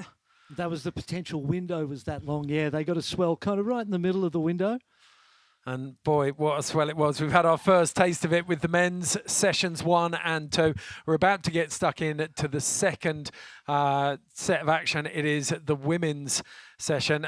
Quick thank you as well for decking us out today. Rourke Apparel, official supplier for Natural Selection Surf. I've got to say, you're looking pretty dapper in this, Barton. I think you look like a rug or a quilt that we lay on the ground, mate. If I wasn't attached, I would do. I'd let you rest your feet on me. Looking very good over there as well, Lisa. Thank you to Rourke. Okay, let's take a look at the women's bracket now and see how these women line up. We've got 3 rounds in the women's. There's 4 in the men's because we've got 8 athletes. In the women's, there's just 4. So you can take a look at them now. Coco Ho, Kirra Pinkerton, Milla Coco Brown and Annie Dos Santos going toe-to-toe in this first round. And it feels, you mentioned it, Barton, age versus experience to a degree. Yeah, full spectrum of, the oldest in the event, Coco Ho, all the way down through to the youngest, 17. Okay, still got that 6 to 10 foot surf and 25 miles an hour of wind, but we heard Alan Cleland say earlier that wind is dropping. All these girls send it, and yeah, it'll be fun to get to push each other, and someone's going to get their wave of their life. Or all of us are going to get the wave of our life. There's Annie. Annie's shooting and booting. Good job out there. Thank you. Good luck.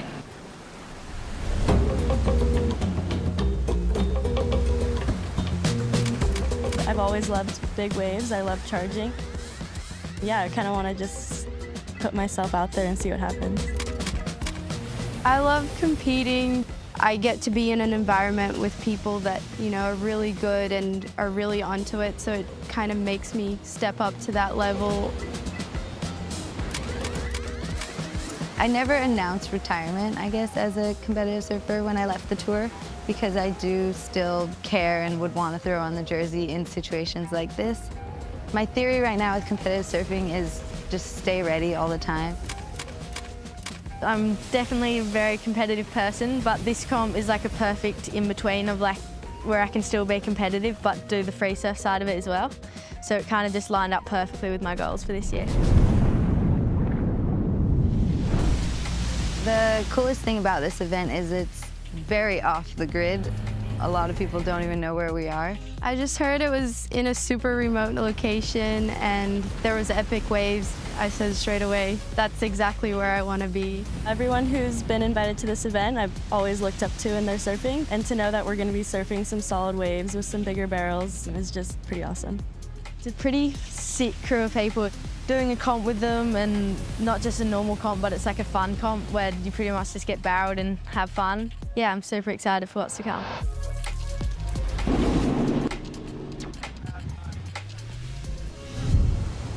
Okay, quick refresh on the format. It's a 60-minute heat. The top place surfer will advance straight through to the final. There are no numerical scores, though.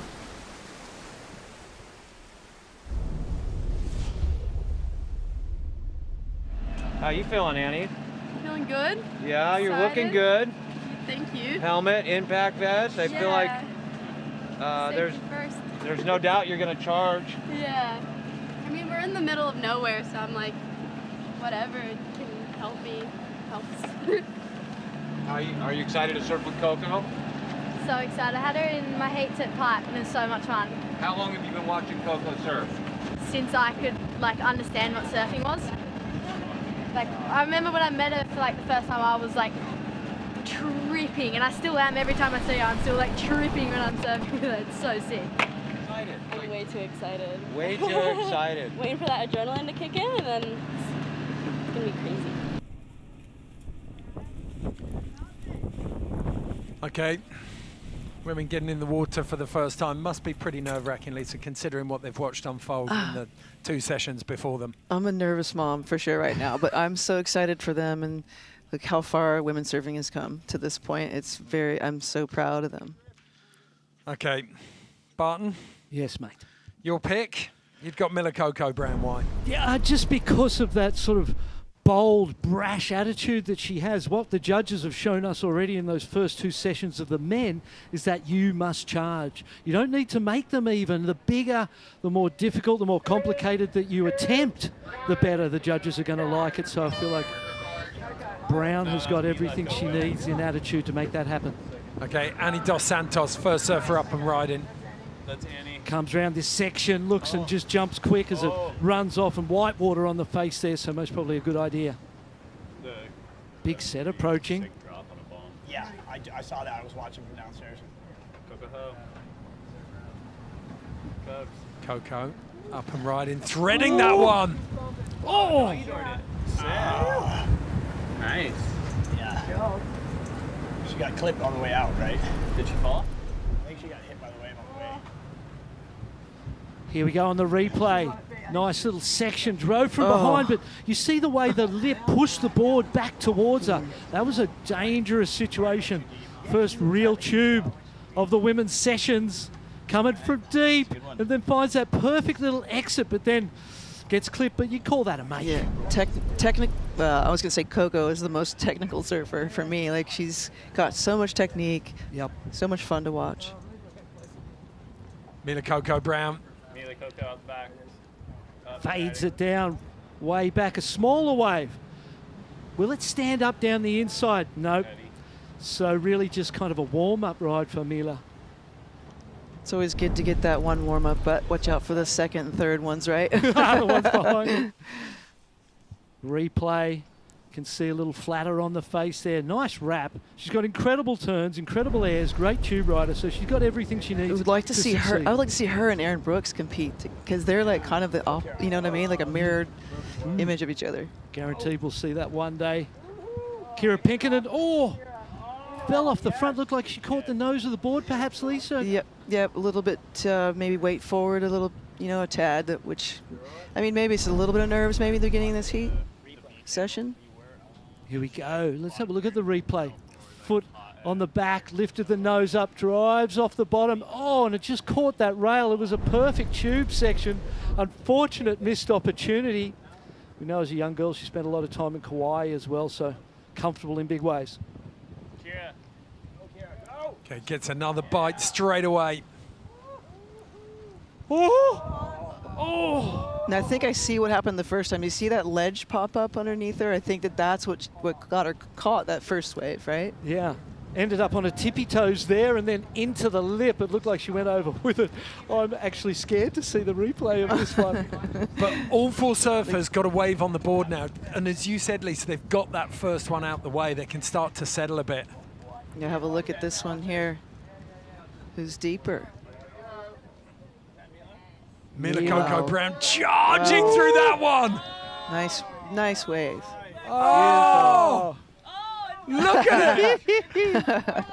No claim, just hands on the head in disbelief. Double trouble there, 2 sections, drove through them deep, powerful, not a big build, but so powerful and so committed.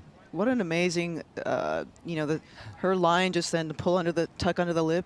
That was profession beyond her years, in my opinion. Like, Indeed. 17 and doing that, that's crazy. How does it feel now that you're in that position? You've gone out in this new contest format and you know in your head you're like, I'm surfing well. You don't know for sure if you're leading, but you're like, I am surfing good. I'd say she knows she's leading now. 2 beautiful tube rides on a bigger set wave, right? Oh, that's so sick. Paddling back out, and you can see the wind still howling, adding a whole nother element to the conditions. And it's you can see it on the face there, but once the wave turns and starts to break, it does clean up a bit. Annie Dos Santos getting worked there. And again, maybe better getting worked at the start than at the end of that one. If she was able to pin drop and get out the back and not get washed all the way in and lose too much time. Well, the commitment worked for Soli Bailey. It's a message to the judges, I'm going and I'm not scared. Paddling, gets stuck for a sec. There she is in that lip. That just wind, decided. That wind just holding her right up there. Decided it was better to get out early rather sure. than try and make it. And Annie's not big. She hasn't got a lot of mass to hold the nose down in that situation. Annie's on the ski. Kirra Pinkerton. Oh, Kirra. Oh Wow. That was massive. Go! Drive Still it. going. Look at her holding her head in the middle of that wave. Setting up for that turn, getting her feet placed. Keep going. This wave's working for her. Wow. Looks back at the judges' boat there. That was fantastic. Little bobble on the way in as well. Yeah, and then you see that go below sea level. And you can see that board, the front end does wiggle around a little under her feet, but she's obviously on a bigger equipment and it's serving her well. Yeah, and this time she hit that double up perfectly. Can see her just adjusting that front foot as well. And this one just kept running down the line. She's got time to enjoy it after all of that critical inside work. And just like Soli said, it does have that Kirra vibe to it, how it just keeps on going and going. So the unofficial scorecard, somewhere between Milla Coco Brown and Kirra Pinkerton. And Milla definitely got deeper in the tube. And there were Definitely. two of them. Maybe not as big a wave as Kirra's. So. Right. Okay, Coco Ho looking for a response. Oh, and it's not there. That was an easier wave. That was an easy pick rather than a real critical one. Kirra Pinkerton back in. Oh, nice High line. line. Oh, it's makeable. Oh, can you She's imagine? still there? Can you imagine if she came out of that? Oh, I thought for a Charging. second she was. Well, full commitment. I love the cameraman's faith as well. He was Look at there that. with us. Driving. Wow. Oh, yeah, super deep. Gets caught up in the white water there. Perhaps that wasn't makeable from that from so deep. So Annie Dos Santos got absolutely thrashed on that last wave. Milla Coco Brown. Charging. Oh. Again, just That not drop. scared though. Yeah, that drop, the takeoff was pretty commitment right there. And those lips, when they hit you, if they hit you, they can tear a limb. You know, I've had a lip land on my shoulder and blow it out. Pulls your arms off. Yeah, it literally does. That was a really critical situation she found herself in. Coco looking for that one, but Milla Coco Brown now. Ooh, in the barrel again, driving through this one and makes it. That's a second ride of consequence that the judges will have to consider, Lise. Definitely, and I saw how she drew her line and then sort of moved up in that wave just to make it out. Okay, highlights here of a 60-minute session condensed into 15, 20 minutes. Don't be concerned though, you're not missing anything apart from the gaps between the sets. All of the action, even the unridden waves are being shown here. Oh, look at number 2, drawing off the reef already. Oh, look at this thing! Jeez. Who's out there? Way up the point and Coco. swinging. Yep. Kirra Pinkerton. Oh, my God. Dragged over the falls. I feel like Kirra Pinkerton, just with the abandon that she's approached this heat with, could be the judge's favourite at this point in time. She's sitting the deepest. She wants it the most, and she's throwing it out there. You talked earlier about those chip shots that are letting people early, and then there's other sections which are just hollowing out. The water's evaporating under you. Yeah, as the bottom drops out and it sucks below sea level. Incredible performances from all the ladies. Coco Ho having a look at this one. Go, Coco, go. Come on. And that let her in nice and easy. Nice line. Not too much to do on that one, though. Just bummer with the wave selection right Feels now. a little conservative, doesn't Yeah, it? Feels yeah. like she's kind of picking waves I mean- that little bit safer where Kira's just... I would be freaking out right now if I was out there. I would be taking the corners for sure. I'm like, I don't know. And that's where this is different to a normal surfing competition, because if you're going to get through your heat with a 4 and a 5, you can surf in a conservative way. But if you're going to impress the judges with your performance, as we see Milla Brown up and riding on this one, you've really got to commit.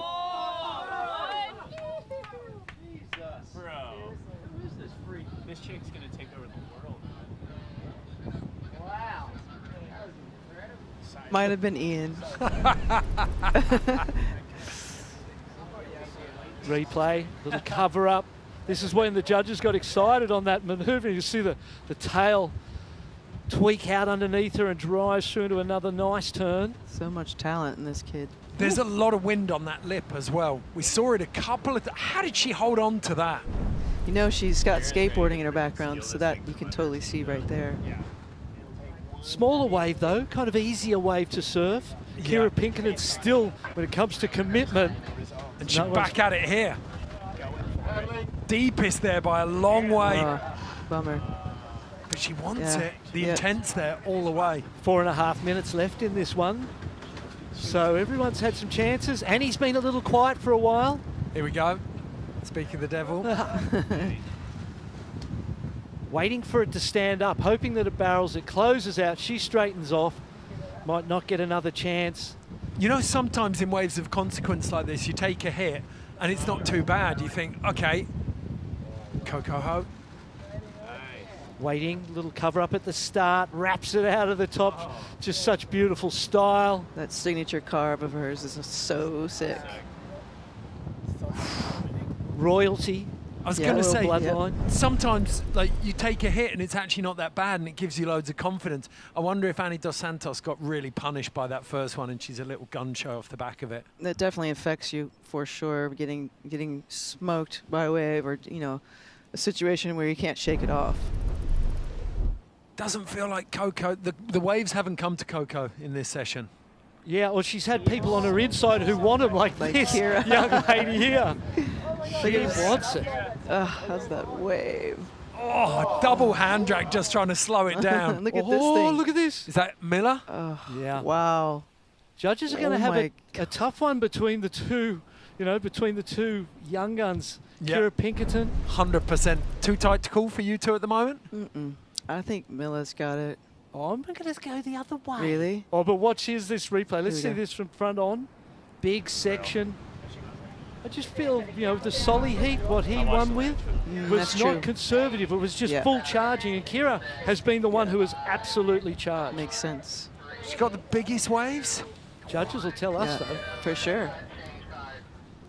Okay, let's have a little recap of the whole thing. We can put it all together and then decide. I think you've both hit the nail on the head, Barton. You were talking about the size of the wave, but then frequency and how hard you're attacking. This is outrageous. That must be the wave of the heat, though. Yeah. A little more conservative, perhaps, for Milla Brown. Still great surfing, some turns in there, some tube rides. And here, this was that wipeout, Ed, you were talking about. It was critical and dangerous. Coco with that little doggy door. Oh! Donuts. And Kirra Pinkerton just went back out and kept going, kept catching, kept charging. Love the way she performed. This is the one it was easy to forget about, though. The double barrel from Milla. That was deep right there. And it happened early, so and you then do. again, she gets it again. So, yeah. That's a hell of a wave. I mean, size-wise, it was smaller, but... Yeah. Sweet. Kirra second. Yeah. Coco third. Yeah. So good to have that recap, that double barrel on that wave, I think. You called it the size definitely worked for Kirra, but Milla Coco Brown taking the win there. How much will that mean to her? What a vote of confidence in these kind of conditions. And these are her peers. Yeah, right? she's the youngest so this in is the field. amazing for her. Great job. I see blood. Blood is there. Annie's got blood. Annie drew blood. Does it surprise you? Not when she goes for it as hard as she does. Oh, Milla. Yes. Are you stoked you won? Did I? Did you? You did, yeah. I think you said Kirra. Milla. Holy shit. Those are crazy. Kirra is a psychopath. Were those some of the best waves of your life? Right. We keep hearing that. Best wave of the life. How'd it go there, Coco Bear? I was there. You were there. I was there. You were participating. Yeah. Kirra is absolutely baffling to me, where she was sitting and what she was paddling for. We all knew where to sit. There was just some rogue 10-footers that would really confuse you. So what's next, Milla? You're straight to the final. It's crazy. I took off on my one, and I was so behind it. I did one of these ones with my back arm, went behind me. I was like, uh-oh, I've cooked this here. And I just got under it, and I came out, and I was about to like go like, what just happened? And I see the next section, so I pull up into it again and get another little hit. So I was just like, and then I got another tiny little one. Which had a fun little section, and then I watched Kirra and Coco and Annie just send it. It was just like the craziest heat of my life. Like just watching girls charge is like the best thing ever.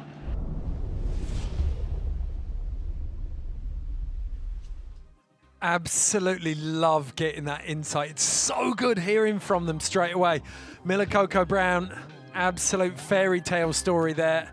The young Australian makes it straight into finals. Kirra Pinkerton, Coco Ho and Annie dos Santos will surf again for that finals spot. That was a hell of a start for the women, Lisa. I was just thinking, like, it does remind you of being on a boat trip with all your friends, and you're sending it with everyone, but you're pushing each other to go deeper and deeper and deeper. But now you're being judged by your peers in like the most beautiful place on earth. The dream. It is a dream contest, isn't it? But to hear Coco Ho saying, I was baffled by where Kirra was sitting, that was a huge compliment. Kirra wanted it, didn't she? She went at it. She attacked it. And, it's going to be interesting to see the next heat, because if that first heat was anything to go by, Kirra and Milla Brown were on another level up in terms of their performance. So it's going to be interesting to see whether Kirra can back that up, do it again. But we saw that Annie dos Santos kind of went missing after that big thrashing on the reef. Ooh. But it feels like if she can send one of those, then she'll be in the conversation as well. Absolutely. I think that it's just a matter of who got the nuggets, because there was some times where there just wasn't those ones we saw like in the men's round. But in this one, yeah, those were a couple like that were just surprise sneaky ones, like Coco was saying, that you were sitting in the right spot, but then these massive waves would come in and just sort of make you feel like you're out of sync. It's definitely been a challenge, I think, for all of the surfers out there. We're going to take a quick break in a moment. Before we do, though, we're going to check in with Martin Daly. He's the closest thing that surfing's got to a pirate, and without him, natural selection would have had no chance of navigating over 3,000 square miles of Micronesian ocean.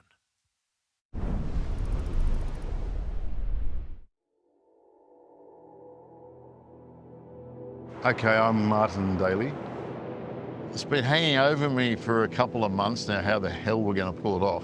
And I guess you just light the fuse and see what happens sometimes. So it's been 40 years of looking around. Back in the day we had charts, and you look at charts and the wind direction and the swell direction.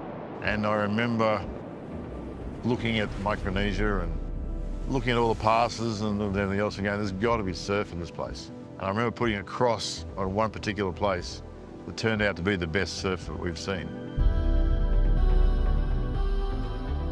We got dropped off on the boat here. I didn't know if we were going to be walking into like a little grass hut.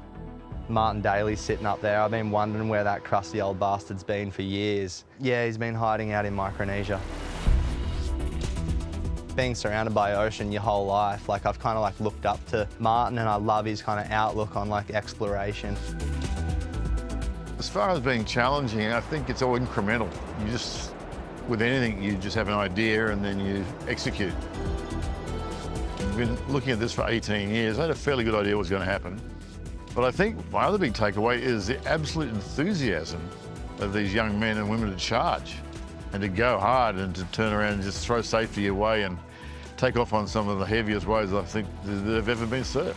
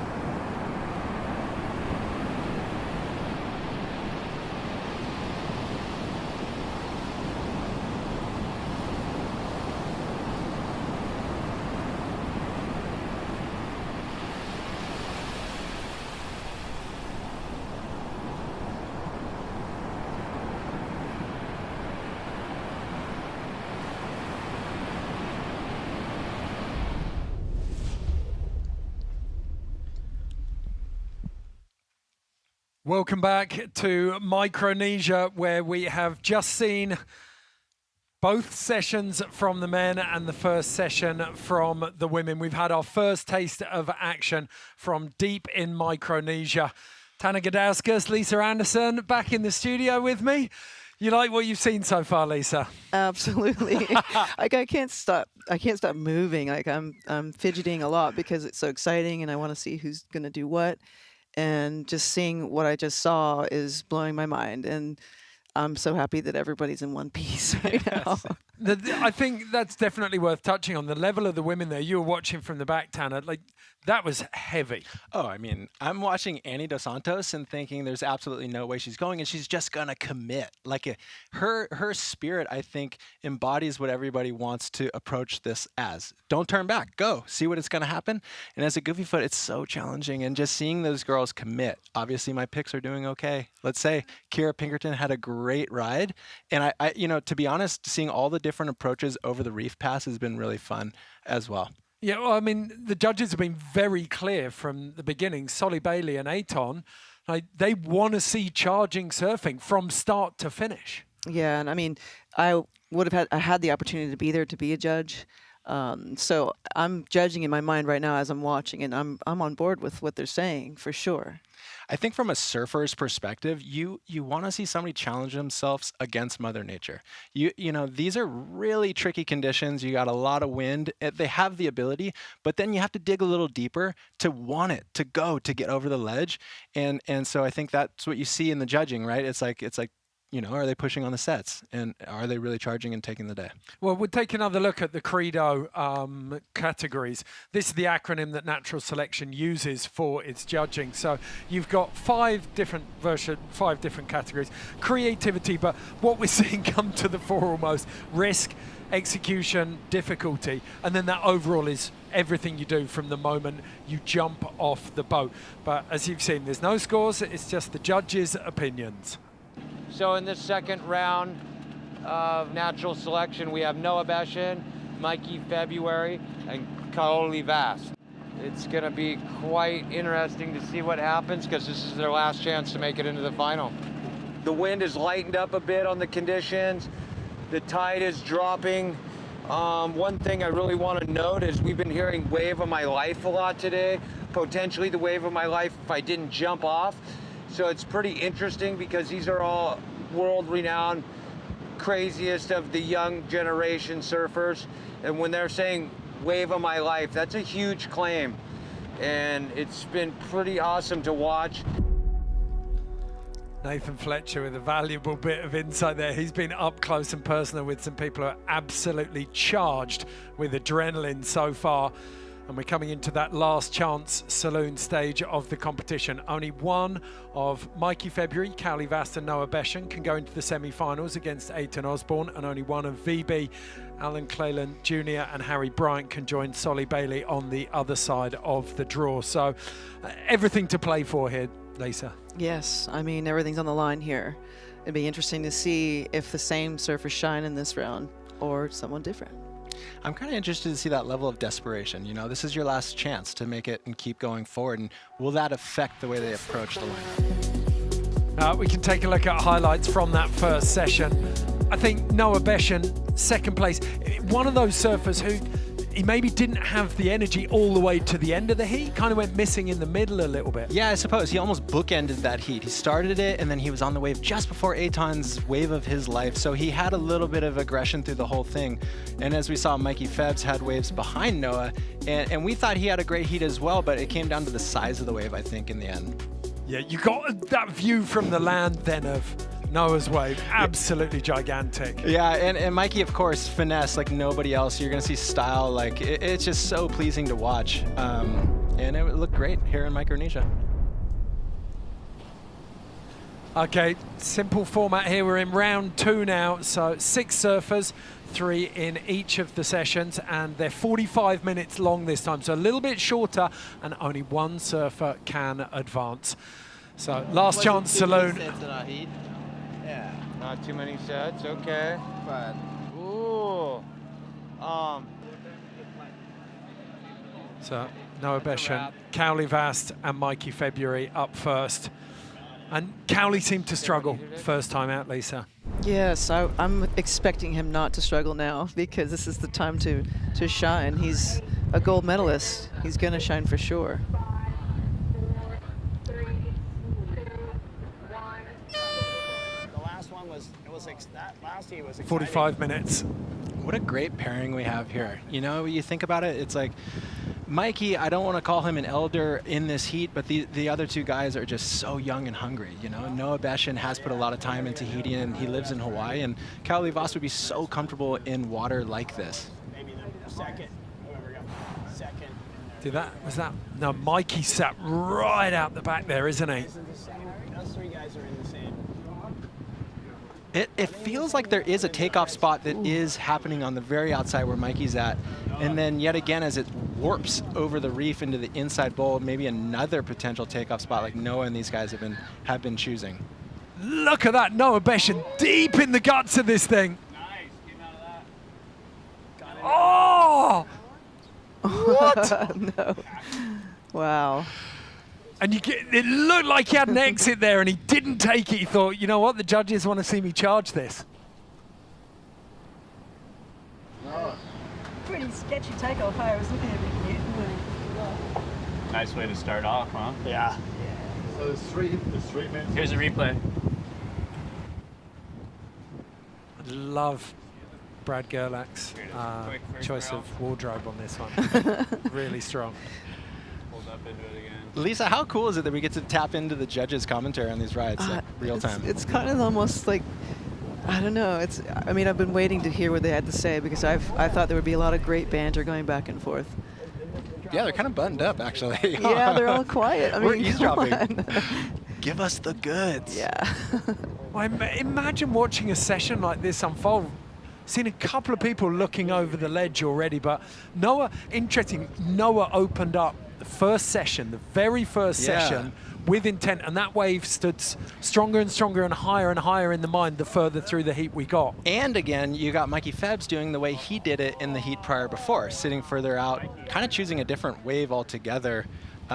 It's cool because it goes back to that credo of your intention off of the boat, how did you surf the entire heat, almost as an art form. As we watch Mikey come all the way through with some graceful swoop, I don't know, there wasn't really much meat on that wave. Yeah, it's so hard, isn't it? It's beautiful to watch, but yeah.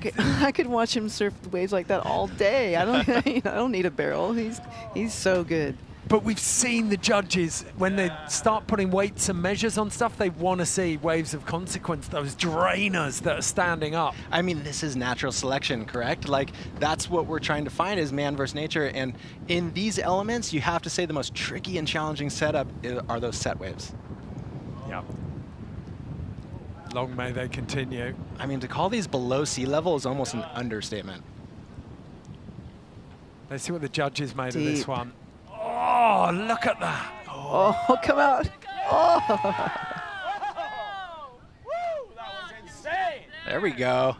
Now we're feeling it. Wow. Right, 25 minutes into this heat, and Noah Beschen has really he's got a chokehold on it, it feels like. Yeah. You know, I wanted to bring up, and it's to Barton's point that he said earlier, with the wind chops, you watch Noah as he pumps, he's getting over that ledge, and now in the barrel, you sometimes can feel a warp from behind your board that gives you extra speed to go over foam balls. It's a really weird sensation. I think Noah almost got bucked by that, and that might have been to his demise at the very end of that ride. It did look like his surfboard flipped underneath him inside. He's so light on his feet, he can generate so much speed, can't he? Oh, he's incredible. He's tip of the spear for barrel riding. Yeah, okay, well, we're watching a guy get the great shot. Oh, he was completely airborne over the foam ball. I mean, at that point, you don't really know why you're falling off your board, but what a great effort. What do you think about, like the bigger the better, just fucking stepping on a bomb? Yeah. Except for the ones that are mushing, you know. Yeah. But that one that was right there, we all went, oh, you know. Yeah. That was a bigger wave right there. Just hanging on their every word. Look at these. Crazy. Kauli Vaast again, we see him sat out there. We're 25 minutes in, and we saw this last time. It took him 30 minutes, more than 30 minutes to get a wave last time. Look, Kauli Vaast is not afraid. Like, we're just going to get to that level. Like, he's probably feeling really good about what he's seeing. He's just trying to choose what to ride on his, with the backside approach. You know, one thing I wanted to note as well is that it feels like one of those waves that by the time you see a set, it's on top of you, right? There's not much time to adjust your line. You basically have to turn around and start paddling and pray that you're on a good little runway to get the wave. Mikey February's got one here, though. It's walling. Oh. Oh! Everyone holding their breath there, just waiting. He wasn't that far back as well in the whitewater. Oh. There's like the look on your guys' faces. I'm almost enjoying watching Tanner and Lisa's Yeah, Lisa, faces. what's your thoughts on that? What's your thoughts on what Mikey's doing? I'm like, my mouth is wide open, but I'm just thinking he's just trying to get out of that thing. He's flying as fast as he can. I suppose that almost makes it easy. Like, he's so deep that then it's all about just getting out, right? You just got to keep pumping. What great connection to the wave face there. My word. He was so composed right in the maw of that beast, wasn't he? Mikey's a sneaky barrel rider. You know, a lot of people think of Mikey as a style, or he has the flow on the wave, but he does put it down when it's waves of consequence. He's always down in Cape Town, and he chooses those slabby waves like Windhoek. Here we go with Noah, feeling right at home, feeling the rhythm in this heat. In control of this session in some style, and sneaks out of that one. Noah Beschen again making it work. I'm holding my breath when these guys kick out because of that reef. Yeah, what such are we commitment. Such commitment. How shallow do you think that is? I'm going to say 4 feet, maybe. I don't know.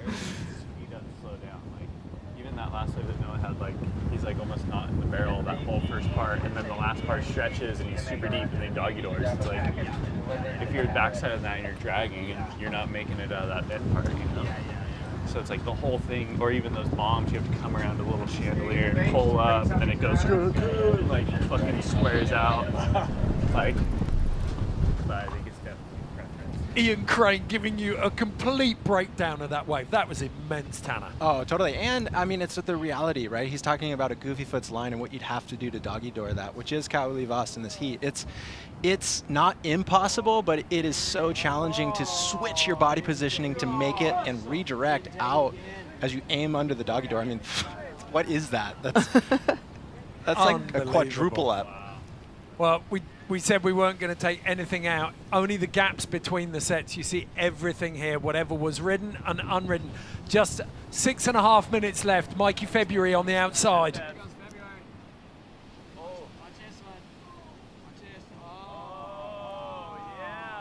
Oh! Oh, God. Oh, God. Oh, my God. You know, what I love in the Credo is obviously you have those 4 points, the 5 points, and it's creativity that Mikey, he just runs with. You know, right off the bat, it's like it's a slightly different line. It feels and looks different, and it's attractive as the viewer, right? It draws you right into what he's doing. Absolutely macking from Mikey February there. That was a thing of beauty, Lisa. Yeah, and it broke his surfboard, too. So, wow. Have we seen Kauli Vaast right away? No. Have not. He only got one in the first session. He's really not happy, Yeah. I don't think. Well, either that or he's just not coming his way. He's watching those. Sometimes you don't sync up, do you? Yeah, and I would imagine that's the case here. Love that. It just took one pump between those sections. He's so compact on this first barrel ride, and then the second one he gets caught straight leg, doesn't he? Yeah, and he did a great job of pulling through that chandelier This to is then the be able part. to pull. Oh my, wait. It just dropped out, didn't it? High, low, high, low. Wow. So 30 seconds left. What a shame for Kauli. He's such a proficient barrel rider, and he loves conditions like this. I mean, it's a shame for us as the viewer as well that we didn't get to see him really unlock it. That's it fundamentally, isn't it? Like, so many people watching this are neutrals, and you're here just for the show.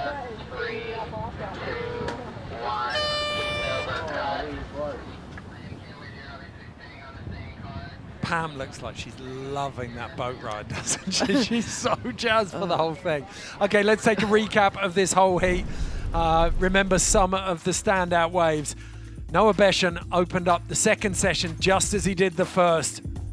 Yeah, Lisa, this looks like your boy Mikey Feb's all over it again. I love watching him serve, even in closeout waves. It's just like his lines are beautiful. You know, I think in general, this heat had some incredible moments, and it didn't really have those bomb sets that we were seeing before, maybe a little bit more refined. So who knows, maybe the conditions are slightly improving and becoming a little bit more manageable. Noah had the bit between his teeth, didn't he? He knew he wanted that final spot. And I think he knew how close he'd come in that first session to the win. He just ducked out behind Eithan. Well, it's cool as well. These guys are so far out in the middle of the ocean, but yet they're competing still, right? To contain yourself and say, hey, I really want to make this heat. I want to make it into the semis and keep going. Noah really embodied that. Okay, boys coming back to the boat. Time to find out what the judges thought of this heat and whether it was the same as what everyone watching thought. All right, no bash. Didn't even get away. Did you? That was. Yeah. For Kauli. Yeah, definitely. Okay, so confirmation there of the result. I don't think any surprises for anyone. Noah Beschen, the winner. First heat around 2 is approaching the boat. Looks like Mikey February broke a board. How was it, Mikey? It was fine. It was kind of tricky. Wasn't too many sets in our heat. Yeah. I don't know. I honestly feel bad these guys can't surf again. But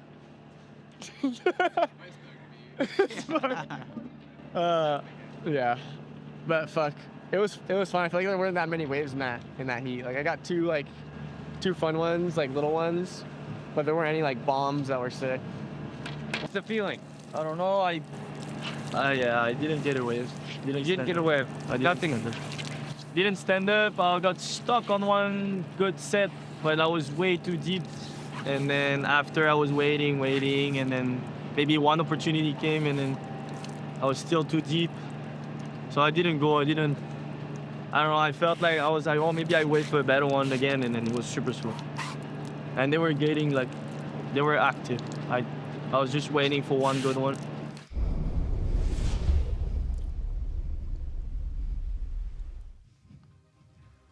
So there is the bracket. We have 3 of our 4 semi-finalists. Noah Beschen books his place against Soli Bailey. Just 1 spot left, and it's going to be between Victor Bernardo, Cleland Jr, and Harry Bryant to decide who will face Eithan Osborne. Really interesting hearing from Kauli Vaast there, though. Barton Lynch earlier on saying, well, he's seen this reef. It's almost like a point. It's super, super flat. Do you think it's quite difficult to orientate yourself on something like that when you probably haven't got many landmarks on the atoll either? And usually if it's a point that wraps, you kind of have a better idea where to sit because you're expecting it to break a certain way. When it's straight on like that, it's easy to get confused of where to sit, right? And, you know, I think Kauli's used to surfing Chopu, and, you know, he knows where that lineup is. This one's maybe threw him off a little bit. I don't know. But like he said, nothing came. He waited. And that's what I thought, too. He was waiting for the one. Dominant performance from Noah Beschen. But how close do you think Mikey February came? I think he came close. You know, I think at the end of the day, that one wave that Noah had might have been the difference. But I think back to like Lisa's point, it's interesting to see. You got to get into the mindset of these surfers, right? And they're approaching the lineup from the boat. You're not even camped out on the beach. So your lineups have to be so spaced out because you're coming from the backside of the wave, and then now you're interacting with the lineup. You don't have things off of the beach. So for a guy like Kauli, like tough luck there in that situation. He has all the skill to do it, but there's got to be a lot of factors. It's wind, it's current, and you're just trying to find something to make it happen. So we've given the boys a bit of credit, but let's look forward now. That semi-final matchup, we know we're going to see. Like, it's the stuff of dreams, isn't it? Soli Bailey versus Noah Beschen, Lisa. Yes, I'm excited. I mean, you know, I don't know what's going to go down, right? But it's going to be like whoever sits the deepest, maybe. I don't know. Like, these guys are the standouts. So whatever strategy they had before, it'll be interesting to see what happens in this session, because maybe they're on the same program, and then maybe there'll be a little tussle going on. I don't know. It's going to be psycho. These guys are heavy water specialists, and they've had an incredible last year for the both of them. So I'm sure they're feeling red hot and ready to take the heat. Yeah, there is plenty of action still left to come here at Natural Selection Surf. One thing that we'd like to just flag up early on, though, is that this isn't just about sport. There's very much a cultural element to Natural Selection. There's the storytelling around and behind it. And you've got these trophies. I'm going to try and pick this one up. It's pretty heavy. So Western Lambert, based out of the Pacific Northwest, has put these together. And the same theme exists through all 4 natural selection sports. The mountain biking, the surfing here, the snowboarding, and the skiing. You've got this mix of rock. I can't tell you the weight on this. It's so heavy. And then a bit of glass through the top. And what's amazing, when you touch them, the rock is still quite cold. The glass actually feels quite soft and warm. They're absolutely stunning. And then behind us, those of you from a snow background might recognize, let me see, no, it's over this side, Mike Perillo's piece of art. He's done all of the event posters. Head over to the Natural Selection website and you can see those in great detail. This one's actually been signed by all of the surfers who are on that trip. And then there was another piece of art as well, which we decided to make a little film about because the blood, sweat and tears that went into making it were nothing short of breathtaking. This is what happened to the Natural Selection portal out in Micronesia.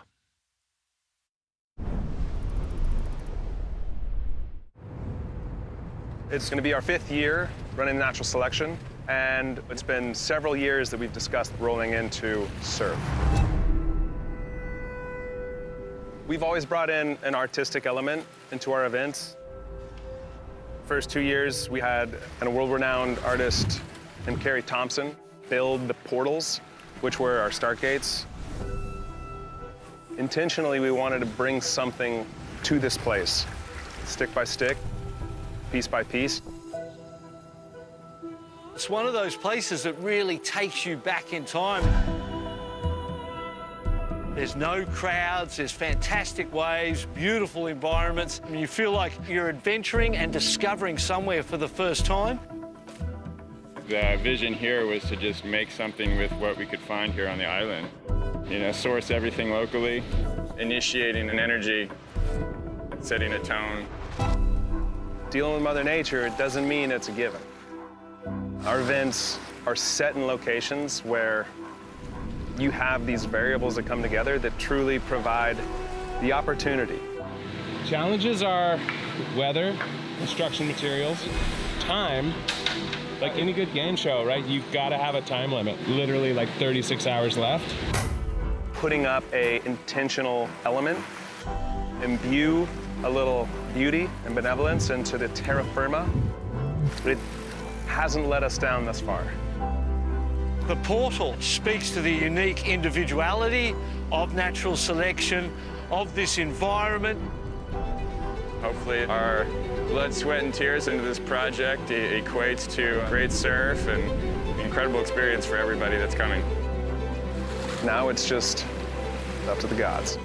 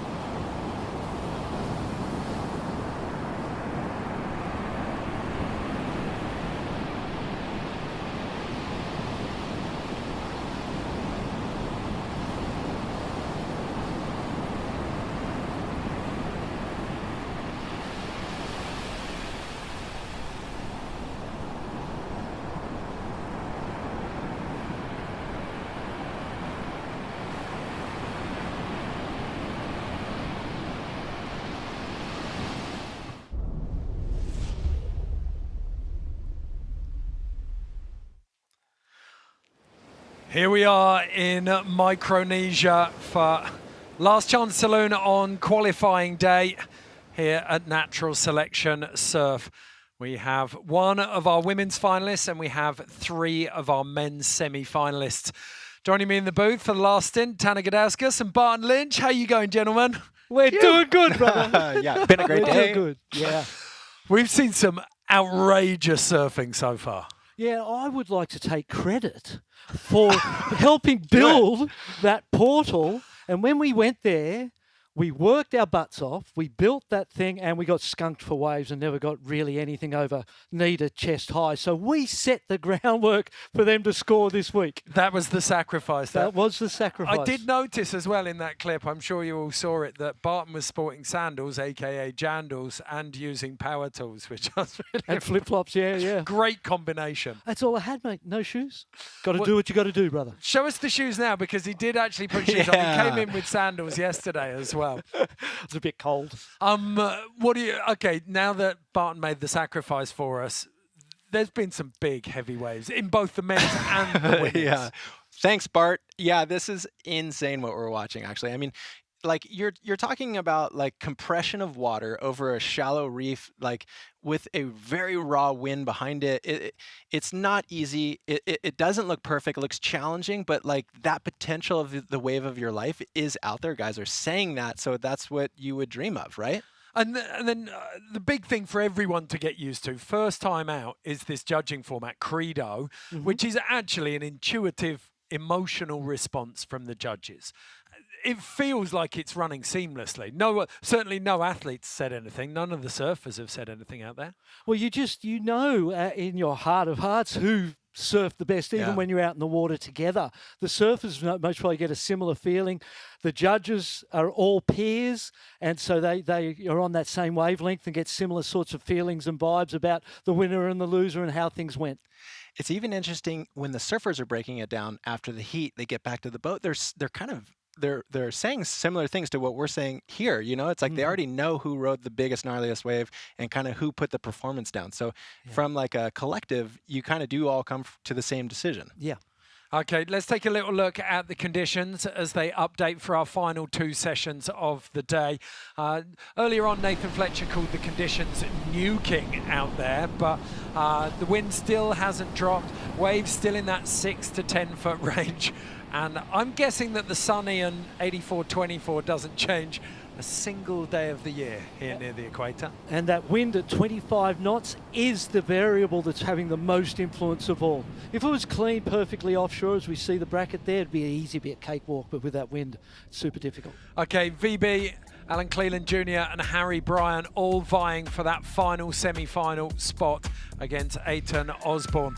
Gotta say, Eithan's probably watching from the boat, feeling quite imperious at this point. Yeah, but you'd want to surf again because it's good. There's 10-point rides. There's the ride of your life out there if you can find them. Yeah, we've seen it for a couple of surfers, Tanner. Yeah, and on days where it's so heavy like this, sometimes it's better to interact with it and keep interacting with it. Sometimes you get a little gun shy and you start to overthink things. So like, it can be an advantage to keep surfing and get through those elimination rounds. Okay, we saw Soli Bailey go straight through from this round at the start, but we've got VB in there. Took off on a couple of smaller ones, but he definitely had a feel for the wave early.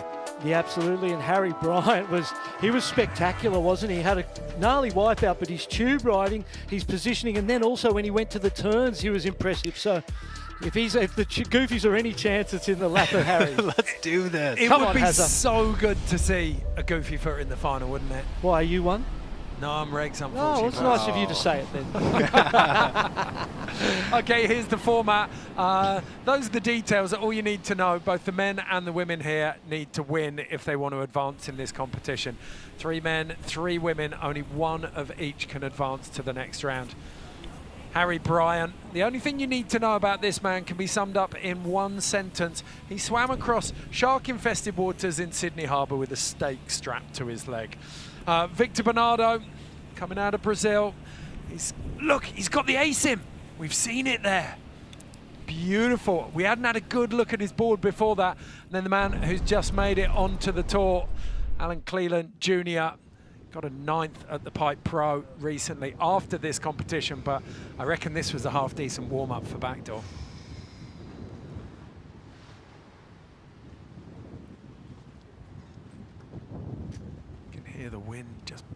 around on the mics there. Horns fired. The boys are in business, and it's Harry Bryant right out the back there looking to turn on this one. No. Victor Bernardo sat on the wedge in the middle. Insider.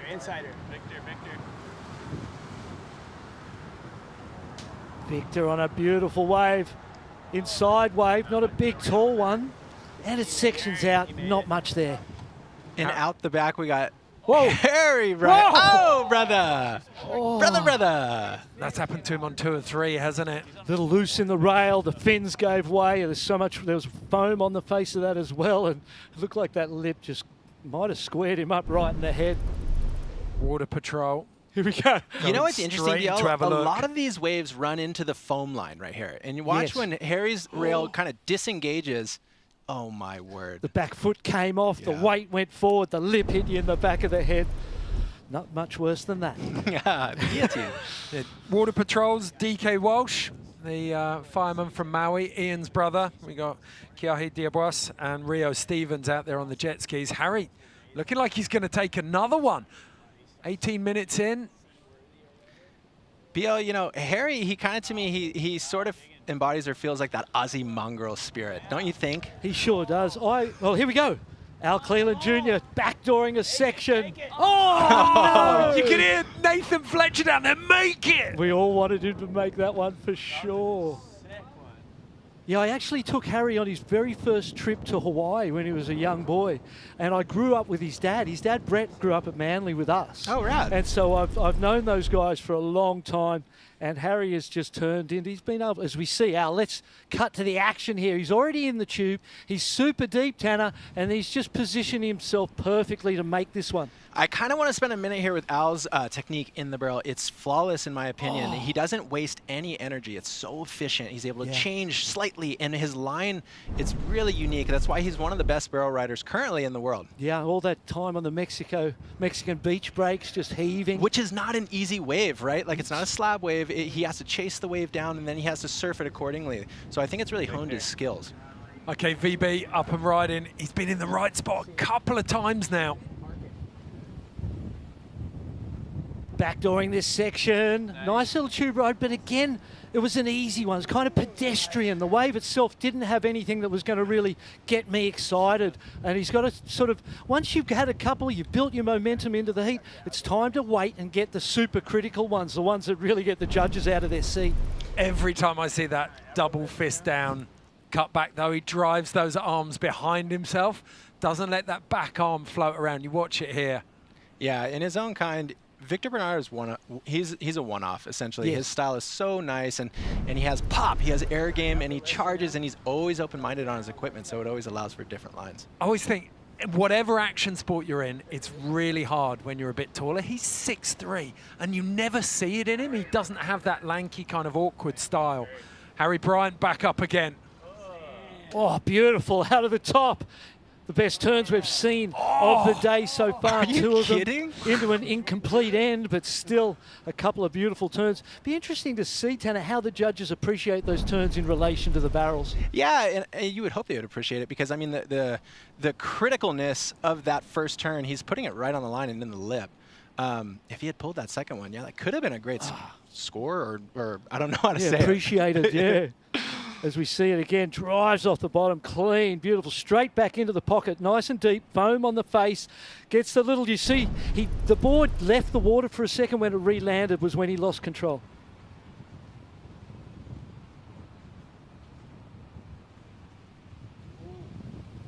Maybe the one behind it looks big.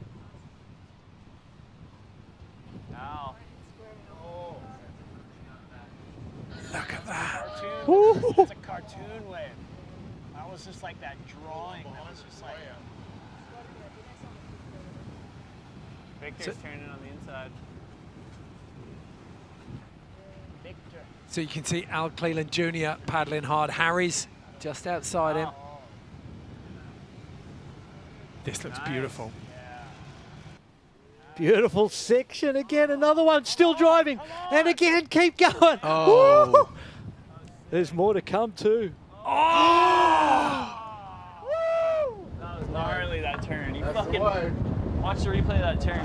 He fucking blows tail. That was beautiful. You know whose approach Al reminds me of is Chris Ward. He digs from a very, very natural, don't overthink it place. And watch his turn. Like, you're not trying to go out there and do that turn, but yet he's in the moment and he just grabs the rail and grunts through it, and it creates something that is so special. He's got an interior decorator in there. Look at it. Just a beautiful wave. He's getting to enjoy it. Those moments when you get to stand there and enjoy it and what it's all about, especially in an event. We see the replay. This section gets deep on it and just pumps and drives into that section again and then stands tall. Here's that sort of like an air into a grab rail cutback. He had that many attempts he didn't make, and then a couple in that last heat that were like good, but not like, never got that big of a response out of us. That was a huge response. Harmonizing out. What beautiful way to be able to judge. You're literally looking at your own human response and saying, yeah, that's definitely pushed him up. And all they've got to do is come up with a ranking at the end, but it's tight at the moment. Oh, look at that thing. That one went underground. Wow. Yes. Yes. Oh! Smashed. Charging out there. Barton, you know it. That line right here, disconnecting from the wave face, instantly grabbing your rail and pulling up for a pig dog is one of the hardest things to pull off. It's like a grand piano falls on his head. It's like some kind of 20s comedy show. Now. Back again. Well, it feels pretty obvious at this point in time to me, I'll tell you. But how quickly is it switched? Well, Al's got that one before, which took the pressure off, and he's just able to just keep picking off those beautiful ones. Judges absolutely fizzing on the boat as well. Talk us through this one. I know you're a connoisseur on Al's tube riding. I just love it. Like, I mean, look at you can tell he's enjoying it, right? And like that, the judges feel it. We're all kind of feeling it. There's a story that's starting to happen here that Al looks like a clear pick for the win of this heat. And he was feeling it too. You could see, oh, here we go. On the replay again, just standing tall, just enjoying every moment of it. Beautiful surfing. Yeah, I mean, with Al, when you look past that wave, he's an emotional person. He thrives on energy, right? Like, he'll be the guy on the trip that's listening to the music, having a beer with the crew, and it's cool because he's applying it right here in this slab situation. And he's been able to pick the best waves, hasn't he? He's had waves that weren't too critical. Harry Bryant, he's gone as critical as he could go. Oh my gosh, on your backhand. Woo! BL, let's go! Hazzo! Whoa! Wow! Oh, that is so insane. Great performance, eh? Yeah. Win, lose or draw, Harry Bryant has just showed the type of surfing we want to see. Full commitment, super deep here, Tanner. Yeah, and he makes it over that first section. This one, it looks like an absolute no-fly zone in there. Look. Is he body surfing? I don't even know what's happening. He was charging the foam ball at the end there as well. Just shows the talent he has, eh? The ability to... Oh, did you see that? How close to that lip he was? He has such a calm hand, eh? Didn't he? Yeah, in a moment of crisis, he was just so controlled, and he had it most of the way. Perhaps a little pump there to get in front of that whitewater ball because that foam ball grabbed him, and that's what chewed him up. But hats off to Harry Bryant doing it for the Goofies. Such an intense session. Just over 40 minutes used up, and there have been some big, big waves flowing through here. And here's another one. Our Cleland swinging. Boys just taking turns out there in these perfect waves. Oh, my goodness. Acid drop in. It's on again. Oh, Al's having his field day.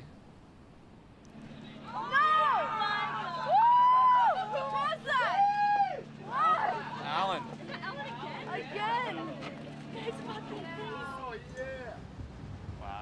Minutes to go. It's going to be difficult. If there were numbers, there'd be a combo right now. Yeah, 100%. 100%. With some completions by Harry Bryant, maybe not so. His commitment has been even more so than Al Cleland's, but Al's played the game perfectly and got the completions on his rides. If there was a Spirit of Adventure award, it'd go to Harry Bryant right now, wouldn't it? As a goofy footer in these waves. But look at Al Cleland. We're getting into masterclass territory here, Tanner. Absolutely. This is the rare air of enjoying like one of the scariest waves on the planet, essentially, right? Like, I love this. It could kill me. And you lose here, you don't surf again. So, you know, the win here gets you through to the semis of the final, and you get another chance. So it's a big moment.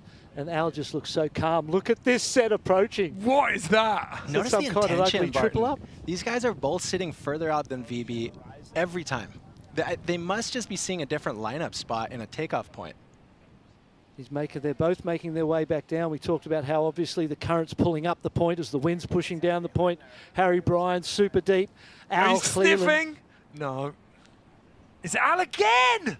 Ooh, look at this one. Right place, right time, boy. Drops in the tube, driving through. No! What? What? Oh, he's cementing the status. Oh!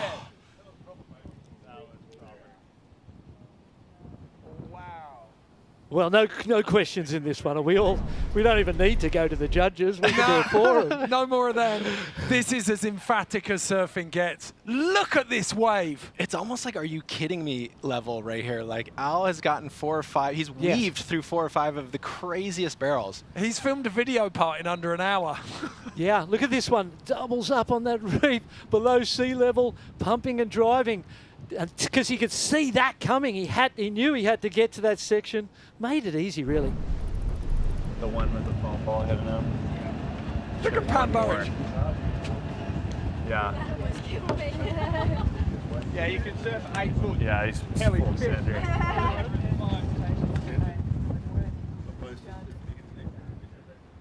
I'll give you both $100 if Al Cleland doesn't swear in his interview after this one. I promise that right now. So this heat's still going on. 12 minutes left. VB looking for something here. Paddling. Smaller inside wave. Super clean one, though. Kind of an easy one, Tanner. It's also interesting to see VB has switched his board up. He was riding an orange board in the first heat, and now he's on a different craft. And I'm wondering if he stepped down in size. You know, we talked a little bit about your approach. You kind of do have to approach it like a slab. Harry's on a short board, Al's on a short board. And maybe this is going to allow Victor to get a little tighter to the pocket. Yeah. Still 11.5 minutes to go, so there's a lot of time. Looked like you nearly bounced off the bottom there for a second, didn't it? When you look at that wave, there's 3 or 4 feet of wave height that isn't in that particular wave, and so you can see that he's missing the biggest opportunities on those biggest waves. I mean, from an emotional standpoint, you have to say Harry and Al are leveling up, right? They're attacking for those big ones, and Harry's a good example. He's not even making the waves, but you want to see him go, you know, and Victor a bit more strategic with what he's riding. And judges are exactly the same as us. Yeah. They're sitting there feeling the same way. Look at this. Make it. There you go. Make this one. Oh, Hazard. Deep. Big wrapping, cut back, beautiful carve back to the pocket. Will there be more to give him the opportunity to do something crazy down the inside? Nope, tubed a beautiful carve down. How incredible is Harry? He rides a vast variety of equipment, right? Today he's on a T. Patterson. He'll be on a Gravel one day. He's on a Josh Keogh another day. He rides big and small boards and barrels. Yep. He in my opinion, is cutting edge for this heavy water type of surfing. We came to the UK and surfed a 7-1 the entire time. Got a 10 at the Pipeline Masters. Exactly. He can do it all. And we've seen the backhand performance, the turns, world class. He's grabbed the rail real early. You got to wonder if he adjusted from that one he had just ridden before where he disconnected from the wave face. Here he's much more tighter to it, trying to drag his butt from the very beginning. VB on the shoulder just cheerleading for him as well. He had both pom-poms up. And he drives that one around back to the pocket. Beautiful carving arc. And then just gets the cutout clean, completes it. Beautiful surfing. A little more controlled and moderate to the craziness we've seen from him early. It'd be interesting to know whether they could feel out in the water that Al had got this one. They must have heard the hoots. They 100%. knew. Yeah. So at the moment it's surfing for pride because this man has given a masterclass so far for 45 minutes. It's not about to end either. He's deep in this one. Oh, he came out Another tube ride. I mean, you can sense the urgency on his pump in the beginning of the wave, and it happens a fair amount on these rides for Al. He must be incredibly deep on the reef, and that's what allows him to kind of shoot from behind these sections and keep his inertia moving towards the channel. He's he is putting on a masterclass right now. This is the replay. There he is driving it. Rail-to-rail pumps. Continues to get the lip to the head as he exits it. Just makes it all... He's in that moment where he's in flow state, mate, and everything feels easy, everything feels good, lips are hitting you, doesn't matter, and he's just putting on, as you said, a masterclass, Ed. There he is, he's so stoked. Al kind of lives in that flow state. Yeah. To be honest, like, he's kind of that guy. He doesn't overthink much, and he just enjoys the moment, you know? Look at these waves coming through. Oh my gosh. Oh my gosh. I think in terms of the wave quality, this session's been the highest so far. Wow. Oh my God! Wow! Wow! Look at these That was sets. a sea monster. Oh my gosh. Ian Crane giving Martin Daly knuckles there. Thanks for putting us in the spot. How was that wave? Literally a thing of beauty. Like, is there a takeoff spot where Harry was on that wave? That was so below sea level. There's the top third of it's collapsing, isn't it? It's... And you know what? Natural selection is all about the location being the star, and that wave right there solidifies that fact. Look how wide. You watch the spray come back up inside the tube. Look at that spray inside the tube. The almond was kind of twisting, wasn't it, from almost horizontal to vertical in points. Unbelievable. Well, VB got a look in. Victor Bernardo had a good heat. Harry Bryant got a look in. It felt to me like a little bit of a story of Harry versus Al in this heat. You know, these guys were wrangling the monsters that were available. Harry laced a couple really nice turns, but those barrels were spectacular. Yeah, Harry had some bangers. This was a beauty. Absolute commitment from the start of the heat to the end. Took some gnarly wipeouts. This one was his more sort of controlled ride. That was the sort of wave in a lot of ways that we saw our Cleland Jr. finding and managing to catch a lot of. And Harry just sort of seemed to go the more wild, radical ways with super, high potential. Our Cleland Jr. stealing all the headlines from the second session. Outrageous performance. Outrageous, yeah. I mean, Al possibly is going to take the win here, but everybody in this heat is going to be fired up. I mean, there were so many good rides had. Al with like one of the most bizarre power carves I've seen ever. That was out of body. Speaks to how much speed you get out of the bottom of the wave, doesn't it? The fact he projected out the back of the wave and still had time to grab the rail and pull it back in. What? What? Psycho shit. Al just went Clee mode. Went Clee doggy. Al Clee mode.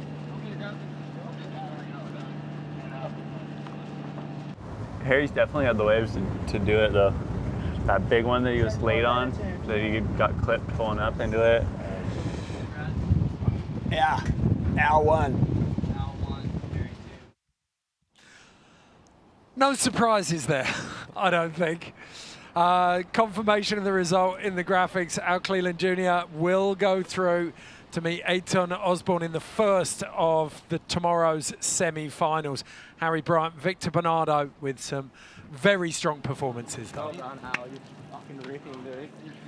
It's one of the craziest heats, like waves in a heat. Like, I don't think I've surfed a I don't even call that a heat. I think that was one of the craziest free surfs I ever had with the boys. Yeah, cheers to that. I just got in a good rhythm, and the wave just kept coming to me when I got to the outside, and yeah, stoked to get a couple with these guys out, Impressive shit, Al. The waves were just literally, it was like a magnet. They were just like a magnet to you. I was watching them bend towards you, and then paddle back out, boom, one bends towards you again. It was crazy because it was too far for him, but too far for him. I was just, it was monster. I'm calling that wave was unpaddleable. Should have seen the reef. There was like a square angle, it was like a right angle, and me and Al looking at reef hanging out of the water. Awesome, bro. Yeah, you weren't getting to the bottom of that, man. Like, there was reef hanging out of it. That wave was one of the craziest waves I've ever seen. It's rattled us real hard.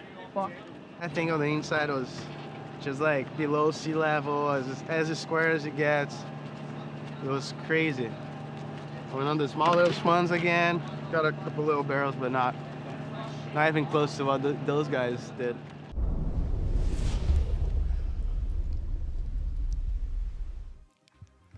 Right, let's take a look at this bracket. It is complete after 2 rounds of surfing. Eithan Osborne will face Cleland Jr. and Soli Bailey will face Noah Beschen. We've got that show coming up in a couple of days' time. So we're welcoming Lisa Anderson back into the studio for our final session of the day. Wind hasn't changed, waves haven't changed, and it's still sunny and wonderfully temperate.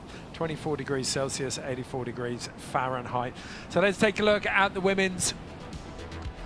In that first session, Milla Coco Brown gave it everything she had and booked her place in the final. Now, it's a straight toe-to-toe street fight between Annie Dos Santos, Coco Ho and Kirra Pinkerton for that last spot in the final. Let's go in and check in one last time with our man on the water, Nathan Fletcher. Last chance. Last chance qualifiers. Winner goes to the final. What's your approach? What are you going to do out there? I'm just looking for one real special one, and I think that'll do the trick.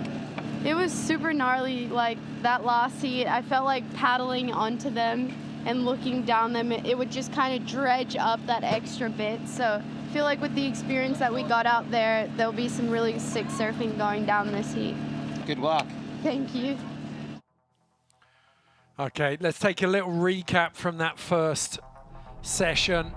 All 4 women out there, and I mean, Milla Coco Brown was unbelievable, Lisa. Yes, she set the pace for this session for sure. I know Coco struggled with getting a couple, but and there was several wipeouts that looked very painful. Annie Dos Santos sending it, but Kirra Pinkerton so close. Yeah, really deserving of the respect that the judges had. She goes into this second session as the favourite in my mind, no doubt, Tanner. Yeah, she looked comfortable, you know, which is great, and she'll probably only grow on that feeling. Okay, 45-minute session, just 3 surfers out on the water. Only one of them can advance to the final to face Milla Coco Brown. So all the pressure on, nothing to lose though. And as we've seen, you talked about it a bit earlier, Lisa, when you get given scores and you can hear them out in the water, you start trying to strategize, whereas this, it's a session. Yeah, it's like you and your best buddies out there surfing together, and you know, you probably have a little thing between each other, like, you know, I'll buy drinks after this or something like that. But for now, there's no points, there's no stress. It's all about just like cheering each other on, which is what they're going to do. Okay, go deep. We saw Al and Harry Bryant call it the best free surf with mates they've ever had. Let's hope we get more of the same. You take a look out behind them there, and certainly the white caps have dropped down a little bit. I did hear a couple of rumours that the last women's session had some of the best conditions of the day, so I think this is something we can look forward to. Hold the front page. Is that? Yeah. Coco, no, it's Kirra Pinkerton sat right out the back. And that tells you something right there. That's what we saw in the opening session. And look at this one. You might want to catch this one because the one behind it looks enormous. Kirra driving from deep. Someone chopped her feet off there. But she's gone that deep and she's charged that hard straight into the first set wave. And that means a lot. We know that the judges want to see that. That means that the other 2 did not want to be deep. I mean, it must be just that, you know, intimidating out there. You guys talked a little bit about it earlier with Annie Dos Santos. She did take a very gnarly wipeout, and you got to wonder psychologically if that changed the way she sees the lineup. Is she looking at it now a little bit more like, oh, this is dangerous, instead of it feeling more approachable? Look at this. Second wave belongs to Kirra Pinkerton. driving in the barrel. Is there another section? There is. Oh, she's not coming out of that, surely. But the intention's there. She's already had 2 rides. It just started, and she just has the inside and is owning the lineup. Well, you can definitely see that the confidence is there after that first round. With Kirra, I would say that I feel she has an innate craving for waves like this. You know, on a core identity level, she sees herself as a charger and has put the time in conditions like this. Just the fact that she came out of that barrel and was instantly hunting for the next one. And she nearly gets spliced by the lip there, doesn't she? But already, like 2 waves to the good. So making her way around the outside of Annie Dos Santos in the helmet there, who's looking to turn on this one. You can get them from anywhere along the reef, that's for sure. Oh, double that. Grabs the rail. Oh, went a little forward, it looked like. Weight went really forward in this, desire to project. Kind of looked like the head got too involved and kind of drove the body forward. Lost control. Great technique on the takeoff, though, Tanner. I mean, I feel like, make no mistake about it, with Annie Dos Santos, she's ready to go.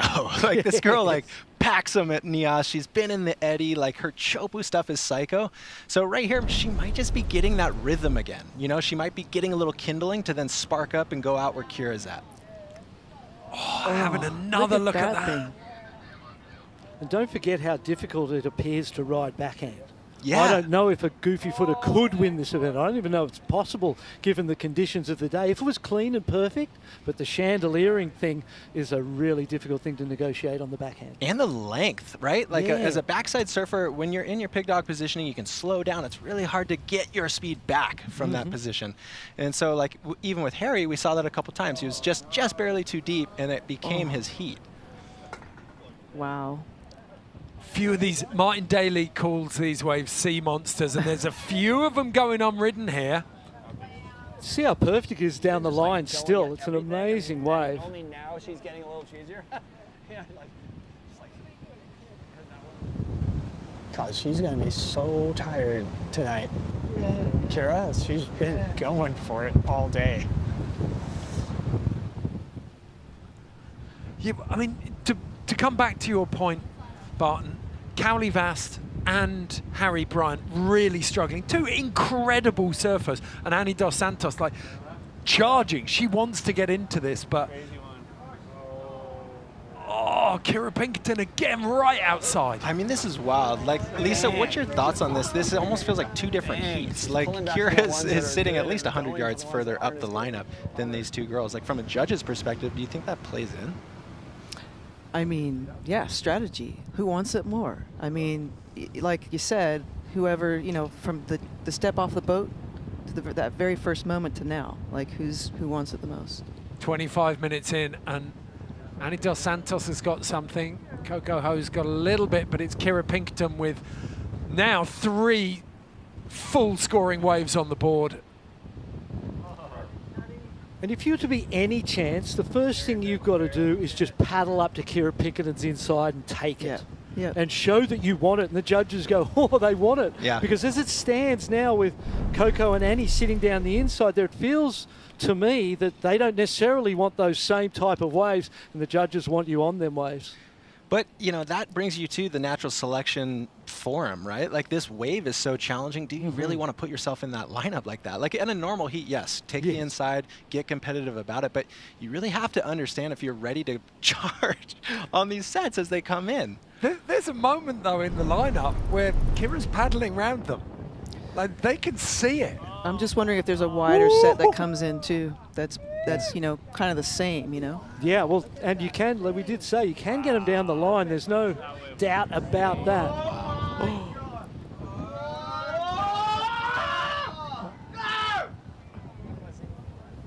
Look at that. Wow. Wow. See Al Cleland on the boat then. Like, that was primal, wasn't it? There was nothing else there. He was just screaming at that wave. from a condition standpoint, it feels like this heat is the best of the day.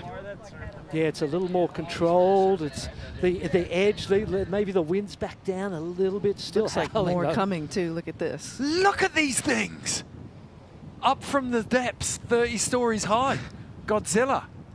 How crazy was it hearing Harry Bryant break down the wave that passed under him, saying there was basically dry reef under there, like it's unpaddleable. Woo. Kirra again from deep, just dominating. This is going to be an incredible final. Not to assume anything, but at this point in time, we'd see that Kirra Pinkerton will make it through to our final against Milla Coco Brown. It almost feels like we're looking into a crystal ball here for women surfing, doesn't it? When you're seeing the way Kirra Pinkerton and Milla Coco Brown have attacked these waves. Yes, it's great to see this level of surfing from women, and it's only getting crazy. It's getting crazier. I mean, every time I look at social media, I see some new kid that's 12 years old boosting airs, and I'm like, I'm just mesmerized. In some ways, you can almost tell the lineage, right? Annie Dos Santos is taking a path that feels to me similar to what Laura Enever is doing, right? Charging heavy, slapping waves. And that would be more akin to Kirra Pinkerton. Here we go. Annie, as I speak. Yeah. Yes. That was sick. Hell yeah. You got to think Milla's probably wishing she was out there. I wish I hadn't qualified first. I could have got the next one. And there's the local grommets watching it. And in the not too distant future, they'll be pulling in there themselves. Loved getting that close-up of Annie's face as well, paddling into that one. Look at she like fired up her hands too. Like that is such an accomplishment. That was technical right there. High line through the tube. An interesting pig dog style, different to a lot that we've seen. It's her own and her own interpretation. And she needed that ride just to kind of make things right in her own head about the day. Yeah, that's going to be a good confidence boost for her, for sure. Coco Ho looking for this one. It's funny how sometimes you have to interact with the lineup and create your own story, right? For Annie, she's got to get that rhythm going. Now she's going to feel confident. And when a wave comes that maybe is going to have a bit more of a tricky positioning, she'll be that much more ready to drop in on it. Coco ducking under that lip. In the pit. Oh. Saw her silhouette for a second then, didn't you? I thought she was going to make it out. Those foamy ones are just really hard to ride, right, Barton? Yeah, I think it's just bigger is better, you know, in the judges' minds. Kirra Pinkerton in position potentially for what's coming at them. I mean, you can imagine all of San Clemente is standing on their feet right now watching this heat. Kirra is such a legend. She's such a sweet person, you know. It almost is a juxtaposition with how hard she goes in the water. Look what's out the back there. Oh my God, the next one's psycho. She's gonna get unbelievable. Straight into another tube, I'm sure, or a nice, nice smack off the lip there. She's having the best time of her life right now. Definitely. I want to see more. Look at this. Annie Dos Santos. Oh, yes. Charging that one. She's awakening. She's awakening. Yes, exactly. Double tombstone as well with the boards there. Right, replays. Kirra must feel at this point that she's in the lead. She's dominating the heat energetically and physically with her performance, and she's just having a good time. Feels like watching Al Cleland in that one before, where she's just surfing and enjoying every minute of it. Beautiful getting that shot, just shuffling her back foot up and onto the toes there. Yeah, they did a great job on this. You feel like you're riding the wave with them. And then here's my spirit animal, Annie Dos Santos, as he just drops in. This is what we were talking about. Insane. Kindling campfire. And that was a throaty one, wasn't it? That wasn't a fake one where you're kind of looking for an easy. That was a really throaty, difficult wave. She's really starting to stand up. As you said, Lee, she's awakened. Yeah. Yeah, the bottom dropped out of that. It hollowed right out, didn't it? Yes, Annie. Barton, maybe, because, you know, they are sitting closer to the channel, and maybe that is a goofy foot play. You know, maybe in the long run, she's able to condense her tube riding and not have to worry about the length of it. That's a great point. Bummer. She just, all her waves just don't have a corner outlet, don't have a good ending on them. Good to hear Gerlach saying that. Yeah, it is the point. And to your point, Tanner, maybe it brings the others down the line too and shortens the tube ride for the natural footers, and you're more of a chance of matching them. No doubt these girls picked up the energy from the fellas before, right? Because they're charging even more this round. Yeah, looking back, actually, those first heats felt a bit more survival. You know what I mean? Like looking at those, it was like that edge, there was that raw wind on it, and now in those last 2 heats, it's definitely turned into performance-based, I would say. The old morning sickness cleaning up through the day. Yeah, we've gone from survive to thrive. Okay, that is our final session of the day. Let's take a look back at it. Some beautiful waves and some really, really courageous surfing from this woman, Annie Dos Santos. Talk about courageous. What about this young lady, Kirra Pinkerton? 2 sessions today, and both of those sessions, she put everybody on notice. Almost like she felt like she still had a little bit more meat on the bone after that first heat. Had to prove it once again. I definitely think the word of the day is courage. And I mean, Kirra was, drinking the tea. Yeah. For sure. Just had everything. She had the barrels and the turns too. And you feel like having another session's almost advantageous going into the final day because you've surfed it twice in different times, different conditions. Milla Brown only got that 1 session, was very, very dominant in it. But see what the judges say. They don't even need to say it, it's that obvious. So Kirra Pinkerton does take the win ahead of Coco Ho and Annie Dos Santos. Let's hear from the surfers. The second round. How was it, Kirra? That was insane. I just wanted to get the wave of my life and had a few little short ones that were cool, but I mean, still think I got some more room to do a little bit better. I just kept telling myself, you're surfing perfect barrels, forget the heat, you're out here with 2 other people, and yeah, I was just having the best time of my life. I'm dead. That was a lot of wipeouts in one go. I didn't make a sick one, but I'm stoked that I was pulling in and trying and doing better than last time, and that's what we're here for, to get better, and I'm happy with my performance. I'm really impressed with Kirra and Milla and Annie. And just women's surfing is in good hands. And more events like this and really insane waves will just continue to shine the light on everyone.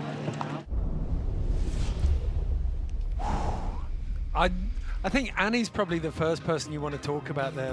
She was so pumped on that performance. And you could tell that she was there to learn, because she even said in a previous heat, can you tell me something? Give me some feedback. She just wants to learn more. Okay. Confirmation of the result, Milla Coco Brown will face Kirra Pinkerton in the final. We'll be back with that in 2 days' time. But, I mean, you said it, courage was the word of the day potentially. No one holding back there. It was really strong surfing from start to finish. No one holding back, and you could see the momentum and people getting into a rhythm. The first session took beatings, and then the second time around, you could see that there's a bit more of that, okay, now I know what to expect, so now I'm going to take it up a notch and maybe just go over the ledge this time and not pull back. Tanner, you called Kirra Pinkerton from the start. Did you know she had that in her? Oh, I knew she had that in her. I didn't know how she was going to do today, but it's so amazing to see the format and the way that it plays out, right? Let's just use Kirra as an example, but if you had to go heat by heat and be I only need a 3.5, maybe you're not going to put yourself on the line time and time again. And today what we saw was a deep love for just charging, guys like Harry Bryant, Al Cleland, take a heat, put your jersey on, take your jersey off, they're still going to do that. And I feel like with natural selection, it's really beautiful to see it coming to fruition. So we're all watching and just realizing that it doesn't really matter if there's a 0.0 or a 0.7 or whatever on it. It's your gut tells you who is the winner on the day. Yeah, it's that heat versus session kind of feel. Yes! Your pick first thing this morning though, Barton. You did well. Well, Milla Brown is showing enormous potential. She's only 17 years old and, is good on the wave face in the tube as she's in the air. So she's got the whole package. But for me, Kirra Pinkerton today was the standout without question. She was on another level of commitment. And we'll see what the conditions bring for the final rounds. But those first 2 sessions were incredible. Yeah, well, we're not going to have to wait too long. If you want a little sneak peek of what day 2 might look like, then sit back, relax, and enjoy this. It's coming up very shortly. So we're here to get some of the best waves of our life, and I think that's what everyone wants, so that's the plan. I'm super pumped to have that opportunity tomorrow. I'm just psyched to go and have a heap of fun. Well, it was definitely a goal to make the final, but I just wanted to come here and get tubed and have fun with my mates. I just hope we have the same waves. Either way, we're just gonna fucking try to get tubed. Yeah, whatever comes down, I just want to be happy and have fun. And if I make it, if I win, or whatever happens, like I'm in love with surfing, so.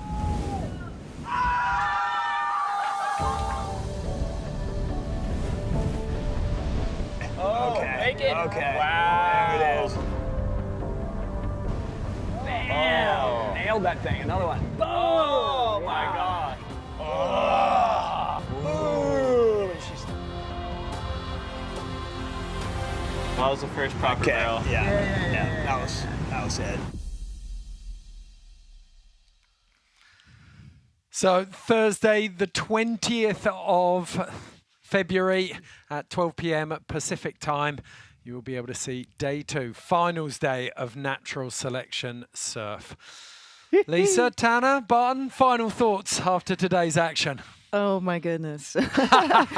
I mean, I had like chills going through my body the whole entire time. And the expectation of what I was going to see because of what we're looking at, because of the conditions and the wave and everything together, the color of the ocean, it was all so beautiful. And to see how these surfers were going to strategize and to see if they were going to just go crazy. And I just thought it was so amazing and so grateful to be here to watch it. Tanner, there'd been a lot of build-up. It would, like, you can't avoid all of that build-up. It had pegged it pretty high. Did it live up to expectations? It way exceeded it. You know, like for me, I'm like a frothing surf fan, right? Like, and I saw it getting leaked, and I was just going to be at home watching this on my couch, just freaked out about it. And now I'm in the booth with you guys getting to call it and like seeing these waves challenge these surfers, some of the best in the world, and still to see them reaching and pushing the bar higher within themselves as a camaraderie sense. It's like, I don't know if you can ever go back once you see this, right? Yes.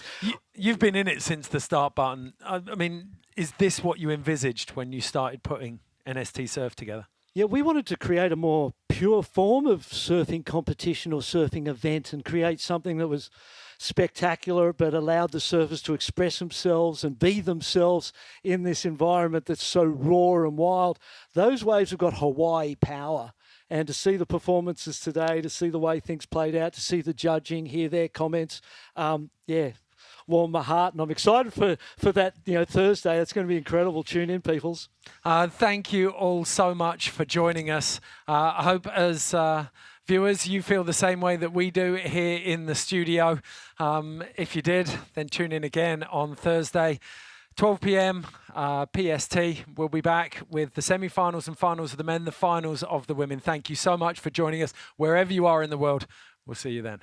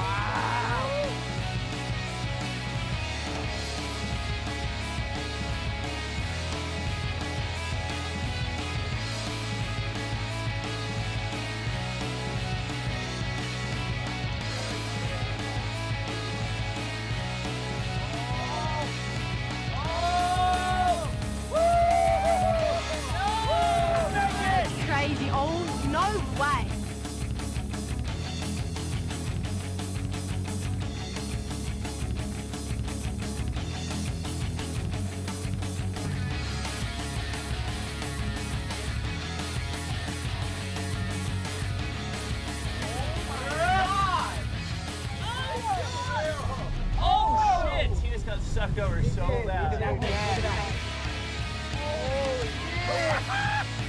What the fuck?